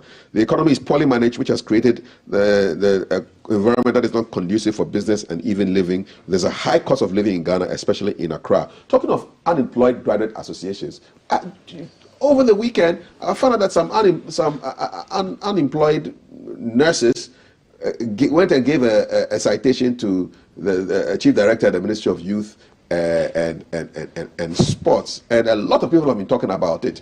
That I mean, how do you do a thing like this? I mean, did you hear that story? Yes. What did you make of that? Okay, so the story is, you see, the nurses, they have been home for long. They have been home for long, and they graduated in 2020. Yes. In 2020. Yes. No, check it. Not this group that were given the citation were in 2020. Okay. Yeah. So at first, as you were saying, they were having what? Unemployment Graduate Association, but now it's not there anymore. And the reason why the people who gave the citation were unemployed nurses. Yes. That. Come again. They were giving they were awarding they were just recognizing the chief director. Yes, they did that because you see. Health sector, they have opened their portal for recruiting new nurses. So they were happy with that. That's why they sent a citation. But isn't that an endorsement of mediocrity? They're supposed to have been employed 4 years ago. Why are you giving them a citation right now, 4 years after when you were supposed to have been employed? I want to hear a question defend this. Okay, so the citation that they gave to the director isn't in a bad way. It's not in a bad way. They have been home for long. What are they awarding him for? They have been home for long, and now there have been open portal for them to be recruited to working distance. So they are appreciating. So if you were unemployed for 4 years and then you got a job, you would go and give a citation to the person who employed you. Would you applaud them? It's something you would probably hold on. Would you do that? People have been home since 2019, 2018, 2012, 2013. They have been home. We were in a country of which nurses were home. They were not getting the opportunity to recruit into working sector. Here lies the case. Last 2 days, GS has opened what? 8 portal for what? Recruitment. Last week, security agencies has also what? Opened 8 portal for what? Recruitment. So when it comes to job, unemployment, I think it is why now, validated. You see, can you understand why people can think that, you know what, why now? 5 months to an election, and then all these things are happening. Do you understand those who read political meanings into this? I don't get this, that people be saying they have seen that we are in election year and they are doing roles. We are in election year and they are giving jobs. You're talking about roles. You're talking about jobs. Yes, yes. We are in election year and they are giving jobs. But the year is also part of the administration of the government. Okay. That yes. Right. So for you, the awarding the chief director was okay. It was okay. Okay. So when the 2021 people also get jobs, they should also give him an award. Oh, yes. And then the 2022 guys? They have shown appreciation. And then 2023 guys? They have shown appreciation. All right, okay, cool. Justice. A quick one on that. It is quite unfortunate that my brother here is praising mediocrity. Because just like you stated, these people have been home since 2020. And in 2024, 5 months to election, you are now saying that you are giving them opportunity to be employed. So we should praise you for it. You see, we were in this country when the former finance minister, Honorable Ken Oforiatta, said that the public sector is actually closed. There are no job opportunities. So young people should create their jobs and all of that. We should understand that when a government is doing something that is right, and it is right in a purpose to achieve the collective well-being of the people, they must be praised. But when you do something that we can clearly read meanings into it, that it's a vote-buying mechanism, you don't need to be praised for that. I want him to understand that the gesture that has been done within this week or 2 weeks now, it is just a vote-buying mechanism. Because you can't convince what happened 4 years ago. What happened? What has changed all of a sudden? That you have now opened up the health sector. You've now opened up the educational sector to now employ new people. No, we actually know kids in the country. I'm hearing a big sigh from Mousy. Is this what you don't like about politics? You know, when he was speaking, when they were both speaking, I want to ask, are you affiliated to any political party? Yes. Which one? I'm an NPP person. So I think that another problem that politics has created is the inheriting of political parties from families. Okay. I mean, we are not allowed to grow, understand the policies, understand their political ideologies. Some political parties are forced on them. My mother is NPP, so I'm NPP. My father is NDC, so I'm NDC. And so gradually over the years, the brainwashing becomes so much that no matter what the government is doing bad, some people just can't see the bad. So you think that it's a mindset thing that needs to change? Yes, exactly. And I'm very glad that I have a friend whose father is an NPP. He holds a political position.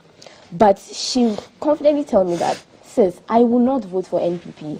I don't know who I'll vote for yet, but even though I support them, I would go for their rallies, etc. I can't vote for them because I have not seen the impact, and they have disappointed me greatly. That is the mindset we need now, because honestly, it's not helping. It's not working for you. Michelin, the future. So all of you are still in school, correct? Yes. All of you. Yeah. Let's look into the future as we wrap this up. In 5 years' time, you'll still be youths. You'll not be 35. In 5 years' time, what do you see yourselves doing? Where do you see yourselves as youths of Ghana? Michelin, I'll start with you. Okay, so... You don't have much time, 30 seconds. Okay, so first of all, after my degree, I want to do a postgraduate degree. Yes. Home or abroad? I had... Pardon? Home or abroad? Depending on when the opportunity comes. Okay. But any favors.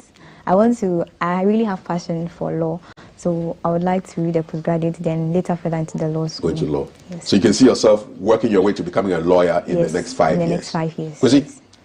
What's your plan for the next 5 years? Next 5 years? Yes. I want to see myself as a problem solver to people's problems. I want to be a solution to people's problem for the next 5 years to come. Okay, that's quite it's vague, but you're speaking like a politician, huh? Politicians don't step on things directly, right? That's true. So you want to be a problem solver for the next 5 years.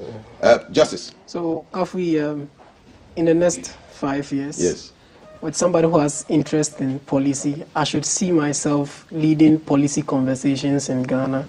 I should see myself becoming the lawyer I want to be and sparking the change in the nooks and crannies of our republic. And finally, Kofi Annan said something that is very important. Says that any society that does not succeed in tapping into the energy and creativity of the youth, that society does not have a future. Right. So it is important that policy makers and government, and it is the two political parties. Today, the NDC is launching their youth manifesto. Exactly. I hope to see tailored policies to champion youth interest, to deal with unemployment, to deal with issues of accommodation on our university campuses, to deal with issues of taxes, and to deal with issues where issues of opening up the economy for youth to be able to get opportunity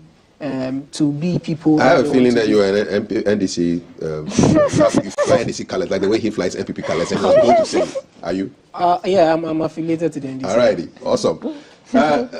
Last one, 5 years. What's your vision? What do you see yourself? In 5 years, I see myself turning all my passions into career. I have this passion for teaching. I want to be a lecturer, and if possible, if my mind changes, I'll add a bit of broadcast journalism. Also to own a library, especially for kids, and to be an ambassador for tourism. I'm currently contesting in Miss Tourism Ghana, and hopefully win and carry on from there in 5 years to the biggest Ghanaian tourism ambassador. Alrighty, so Mause, Justice, Micheline, and Kwesi, my youth panel for today, International Youth Day. And from me, a former youth, but a day. Stick around. This is GTV Breakfast. Don't go anywhere. Thank you for watching.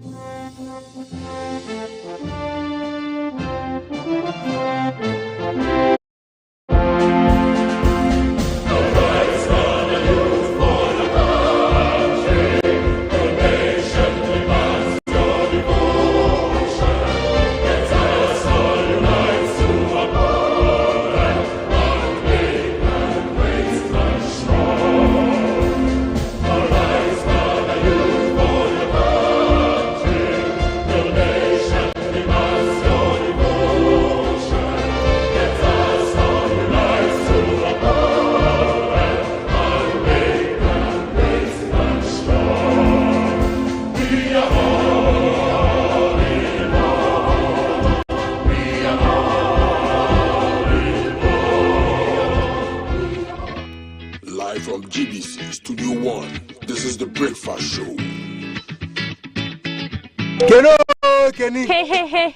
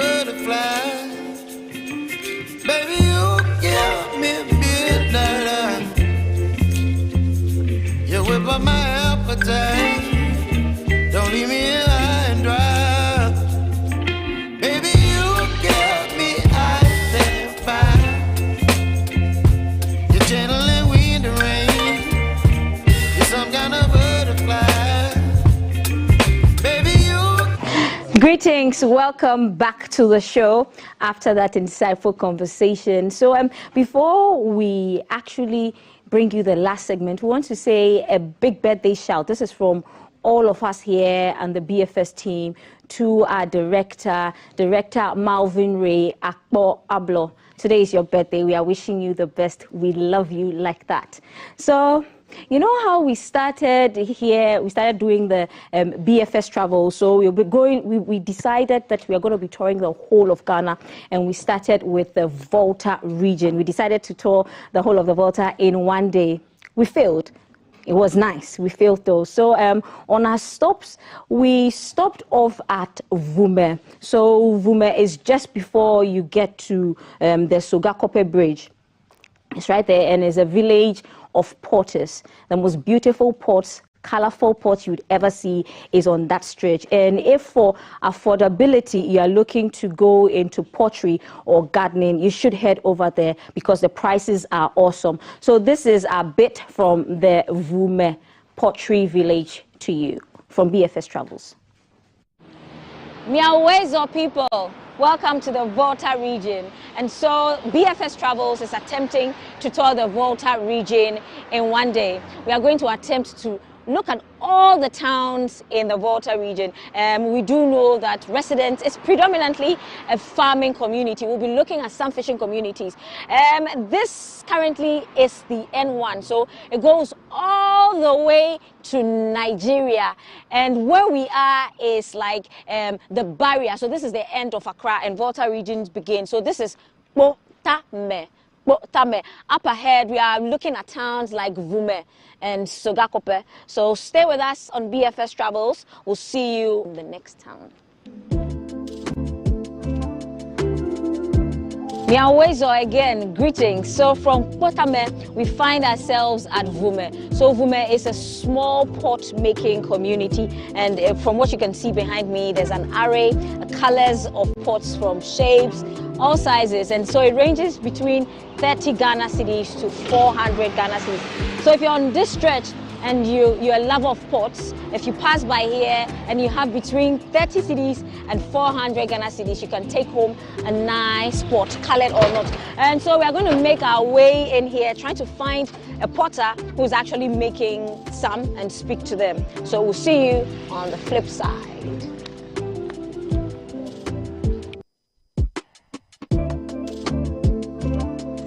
Welcome back to BFS Travels. So like I was saying, you know the beautiful pots we saw earlier. We've now come inside the pottery base itself, and we found a potter, Mr. Ankara. He's going to be telling us all we need to know about Vume and the pottery business. I hear there's an interesting story between the Dangerous and the Vume potters. Mr. Ankara, Patrol, welcome to GTV Breakfast. So, because I'm handicapped when it comes to speaking the Ewe language, fortunately, Mr. Ankara speaks Tree, and like I said, there's a link, so we are safe here. Mr. Ankara, welcome to Yama Kwababa BFS Travels. Inti, yes, and yes, yeah, top of Volta region. Yes, and you pots, come, nice ones, and yes, and yes, stop, and I share the story behind it. Inti Patrol. Where dear, Yaba Wufi, Inti Yama Kwaba, Patrol pottery, no. Yen nanan eye asana yensu yebetu yensu yeye enti efi yasase no bia bebia ubedu bia no then yeye pot ho djuma strepe ubiaji togome ene denchira na mano onye kuku ho djuma enti ceramics de no obi ofoli duadu ceramics on a day adjuma ne ba obeye national service wa no de ba ni esua no bo enti esua no Miss or me brother back home. Okay. And there's an eduman so Asiatre. Now, what can be also pottery, ceramics, a different and a difference room. A man, dear, no, on no form. And only a man, dear, on ye. And my man, dear, ceramics, no, and they did two electric crews or potter's crew. Enti Pottery ni. Na ba ko ne mba pe na eye. Eno mba ko na eye. E man na eye. E mema na eye ni interest om say e be ye. Se na ontwa ho hia, on e to crane to for na on ye ni say. Okay. Nti we de ye mema na we na mema na. Okay. Na so man so timi sua we no. Nti we opeso osua afi ayi na he say na obetumi dey. So 2 years or 3 years. Aso na be sua. E be kuko no kuko baby atoto no kuko ni na oven ni na just say hu se na obeti aye. Okay. Is it clear no bibi ayetumi nya wo vume haya na. Credit deposit wa ha. Etu baby jan kra utu a ubenya cream wo fom a. Aso ya ko bush ni akotu. Okay. Yo. Inti sisi a we na dey at over be ye dey mpacho. Say we na dey me dey ba be flower pot kitu bi ama mahwe inti mpacho. Okay. Yo. Inti when ya wheel na untumi nye wo. When ya untumi nye. Aso man dey on farm method bi. On the clean to an order on san e say. Aso ye potters ni dey use potters wheel. Na potters wheel no mpacho ne boy den. Mpacho ne boy den akra. Mpacho be san hini. We na bet say 3,000 to 4,000. 3,000 to 4,000. Say to as back as brand new home use any dey eye. Into to azona na mo wa be hihye. Ni abehye. E dey maka bita na abo ani weather na. Okay. Ni mato so. Okay, yo. Nti me ya ma mo hu se nti. Yo. Mami ko echi kakra. Ko echi kakra nya sa watale mbese. Nei.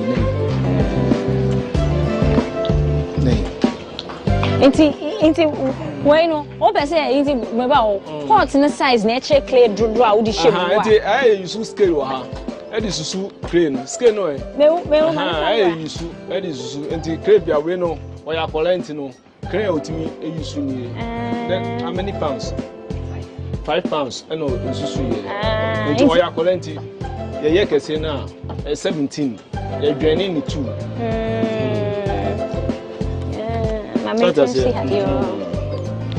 the process and something may be so into mount son so and answer all the tree and I ready me send the tree machine there I call run me send the tree and so into sana na the designs me sana na me bibia so into I have say oh man pressure and I go inside na I hope say go inside there be call hope say ba out so this is a serious skill. Inti mpacho wankasa how many years now we juma we? As I said, my friend say me call 25 years. Inti 25 years me for a specialist e pottery. Inti the idea mpacho educate yen idea na say you hu about pottery. Na we dey all specialist pottery no sometimes no on muku ceramics pottery no on muku and so fine idea visual art on go secondary school on here the Nigeria government Nigeria the niba sa crane adwuma we mu so while is ground crane adwuma ceramics and car wall while radio so that's if the no it mean the sit down it mean the trap base the sit down ties it mean the annual the year here the board down so fine and no cry a better chain block than you use.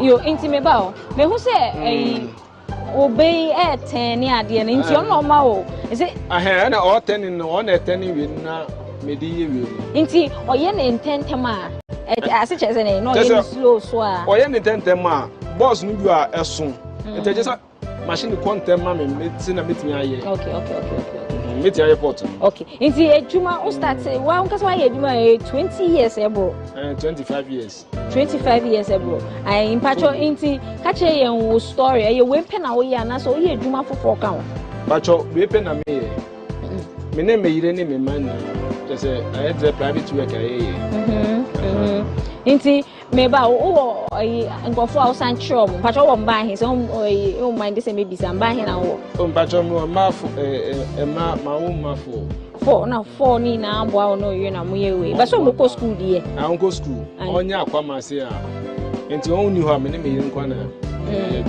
okay enti mpacho a day o share o ye pots ahe a day utumi ye pots ahe a day a day be a song who did go. Yeah. My name, my wife, 20 port. So, in the na my bachelor pots we to say auto kesie ba ko in bachelor the man 60 Ghana kesie ba ko say 60 Ghana. Okay, me hu say pots be we nim ho na mo san so aye bi maka ho bibia industry na edwuma bi ekoso ana I just say obi a say obi individual obi a ye na edwuma. Okay. I'm for betu e de kwa kra Kumasi mountains on the fan Afrawo and it means we father call foreign. Okay. As I say foreign intimate contempt to say Accra near the Jimpa. So called Jimpa. Once one share and I easily go first na easily go. Sweetest root first na Accra also. John Sawa Hana. At least there's a ready market for it. Okay, into walk us through the process. Into where I bet take how many minutes now the bay to say pot we are here. But the casa show, Pache. We know. We know just a new 30 minutes now. Yo. Into you say in we are. Maybe so don't say design. I'm the design saying. So. Okay. Into you say now after way, what's the next process? We are try. With the warrior, with the South Tuesday, I'm the trying to say. With the try, I'm a young. So, make consistent. It's hard. It's not soft. It's me, and I'm the call. We are Mako Hata. Okay. It's a war. I'm a son at the Bubutu on that. Send which him. I'm a son, I'm dressing. Dressing one. With the tools. Now, first one, we only say now dry. No, how many days need taking us on air dry? A bit dry. By 3 weeks. 3 weeks are now dry. As I say, weather no. Say na weather na back cool say. And want them. It's a bit trying to say 1.5 months be answer na awo. Weather na change say na you cool say. Into see after obana we are. Yeah, the back oven. Yeah, they call oven. Okay. Yeah, pack it. They packing it. Oven. Yeah, ma. Yeah, the jatu. They back oven inside. Okay. So we are spending time with Mr. Ankara. This is the first stage. So from this stage, it's going to dry for a couple of weeks, and then it goes back into the oven. So the next stage, we are going to see the pots in the oven. Okay. Welcome back. So like I said, we've moved from the green well to the ceramic kiln, what we like to call maybe an oven. So he's going to, Mr. Ankara is going to show us how he packs the yet to be baked ceramic. Okay, so he's taking us through the process. Can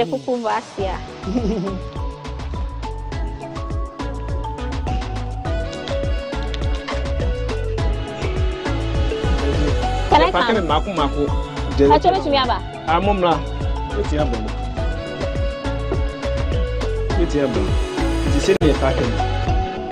So, Sunny packing is. I told you best to see where you so.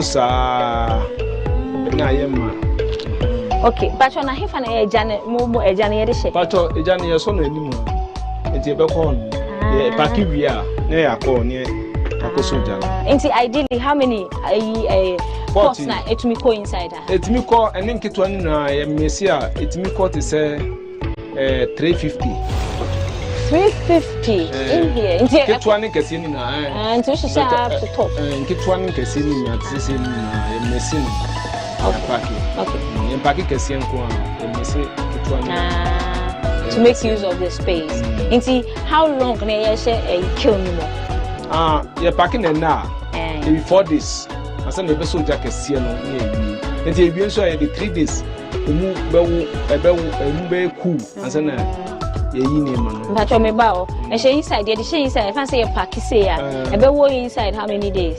4 days. And son was so jano. A best so Janica can't crown. Your friend say preheating. Preheating. Okay. You be so jan kakran gra ye koda na the sawdust egusu. Na empu musia.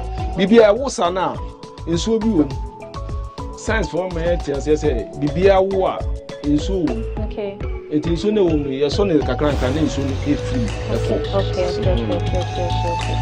It's 3 to 4 days. 4 days, and Casa, baby Jana. You're starting and I packing here near the Jana to the Tunka Kanga. I guess I near Podania, the soda say, so 4 days, no, that be 4 days, no. Yeah, so Jan can see any.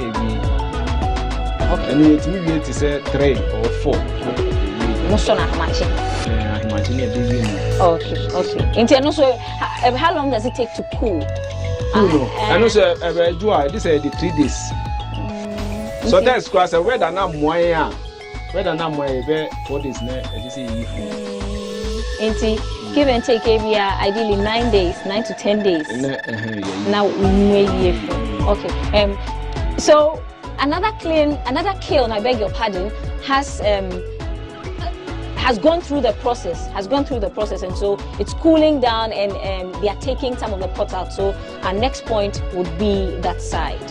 So we are leaving this side now. Mr. Ankara Pacho, does it? Yeah, caught any money, facing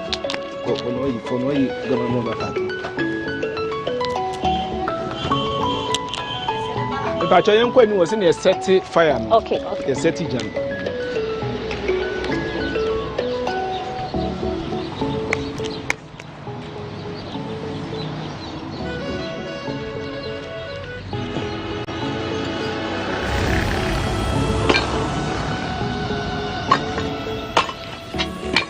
So over here, Mr. Ankara is going to teach us how they set the fire. Mr. Ankara, but your day wood na we use bamboo. I thought you use bamboo. Bamboo no ankofobi farm do am. On your passion fruit, the farm am more data. Okay. On your passion fruit no on you here. Okay. Omo ton mamo. Ah, no more day. Oh, okay. Yo. Nenu dua we pen to me de she and I dua for. You to jansu ka ho. E jani na egu onu no. Eno so ye boto se janu. Amafo twa ben ene de abobo yakofa. Okay. Ne ye da be. Enti ye seti fire.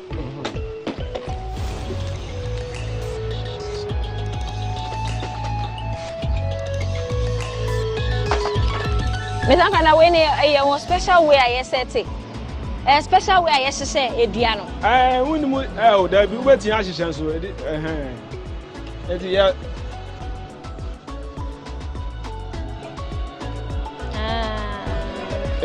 You should saw that the same. Sawdust in here. Sawdust in here. The Manchester too, your soldier. Preheating. Preheating, a coca can crank. It's the Pamploy. I'm no 3 waha start here. Eti ekwa nka kanga kanga. Aso da be last day ni de pampro na kom bebre. Ama na ye ma. Na 4th day no. 4th day na mo ye no. Okay. Na mpacho since you to rainy season ya den na more challenges. Since you to pa ya den. So to ya soja na my heat. Okay. So to ya fan easy. Okay. It's better during the rainy season. It's a soldier no crap. If you are wood, it's me. Instead, I just quite cheap. Okay. But when if I don't baby, So we are going to the next stage. We are going to another kiln where it's the pots have gone through the process and they are going to be taken out. We are in Vume. Vume is in the Volta region and it's known primarily for making pots, and its origins come all the way from Dentra. Okay. This is hot. So we are at this kiln where the pots have gone through the process. So you can see Ms. Ankara Pacho dey na ekọ sisi awa. Pacho say no, ya tutu pot na abin ewi nti ye fu. Na ben. year from oven. Right. A year from any. After this process, then it was but we have about one. I bet you have about. Say ready to. I say. I so heat in the energy. I was saying no. I bet you could paint it. I bet you who has up. Who dear flower? I bet you have dear flower. So at this point, it's ready. See, own our power over painting. Be our person or the end. I bet you are used to see. Okay, now where are you? But you know 5 CDs. 5 CDs. But 5 CDs so buy your control a cry. Where you want to my 5 CDs? I said, well, I want to my 5 CDs. Affordability. Come to Vume if you're looking for pork.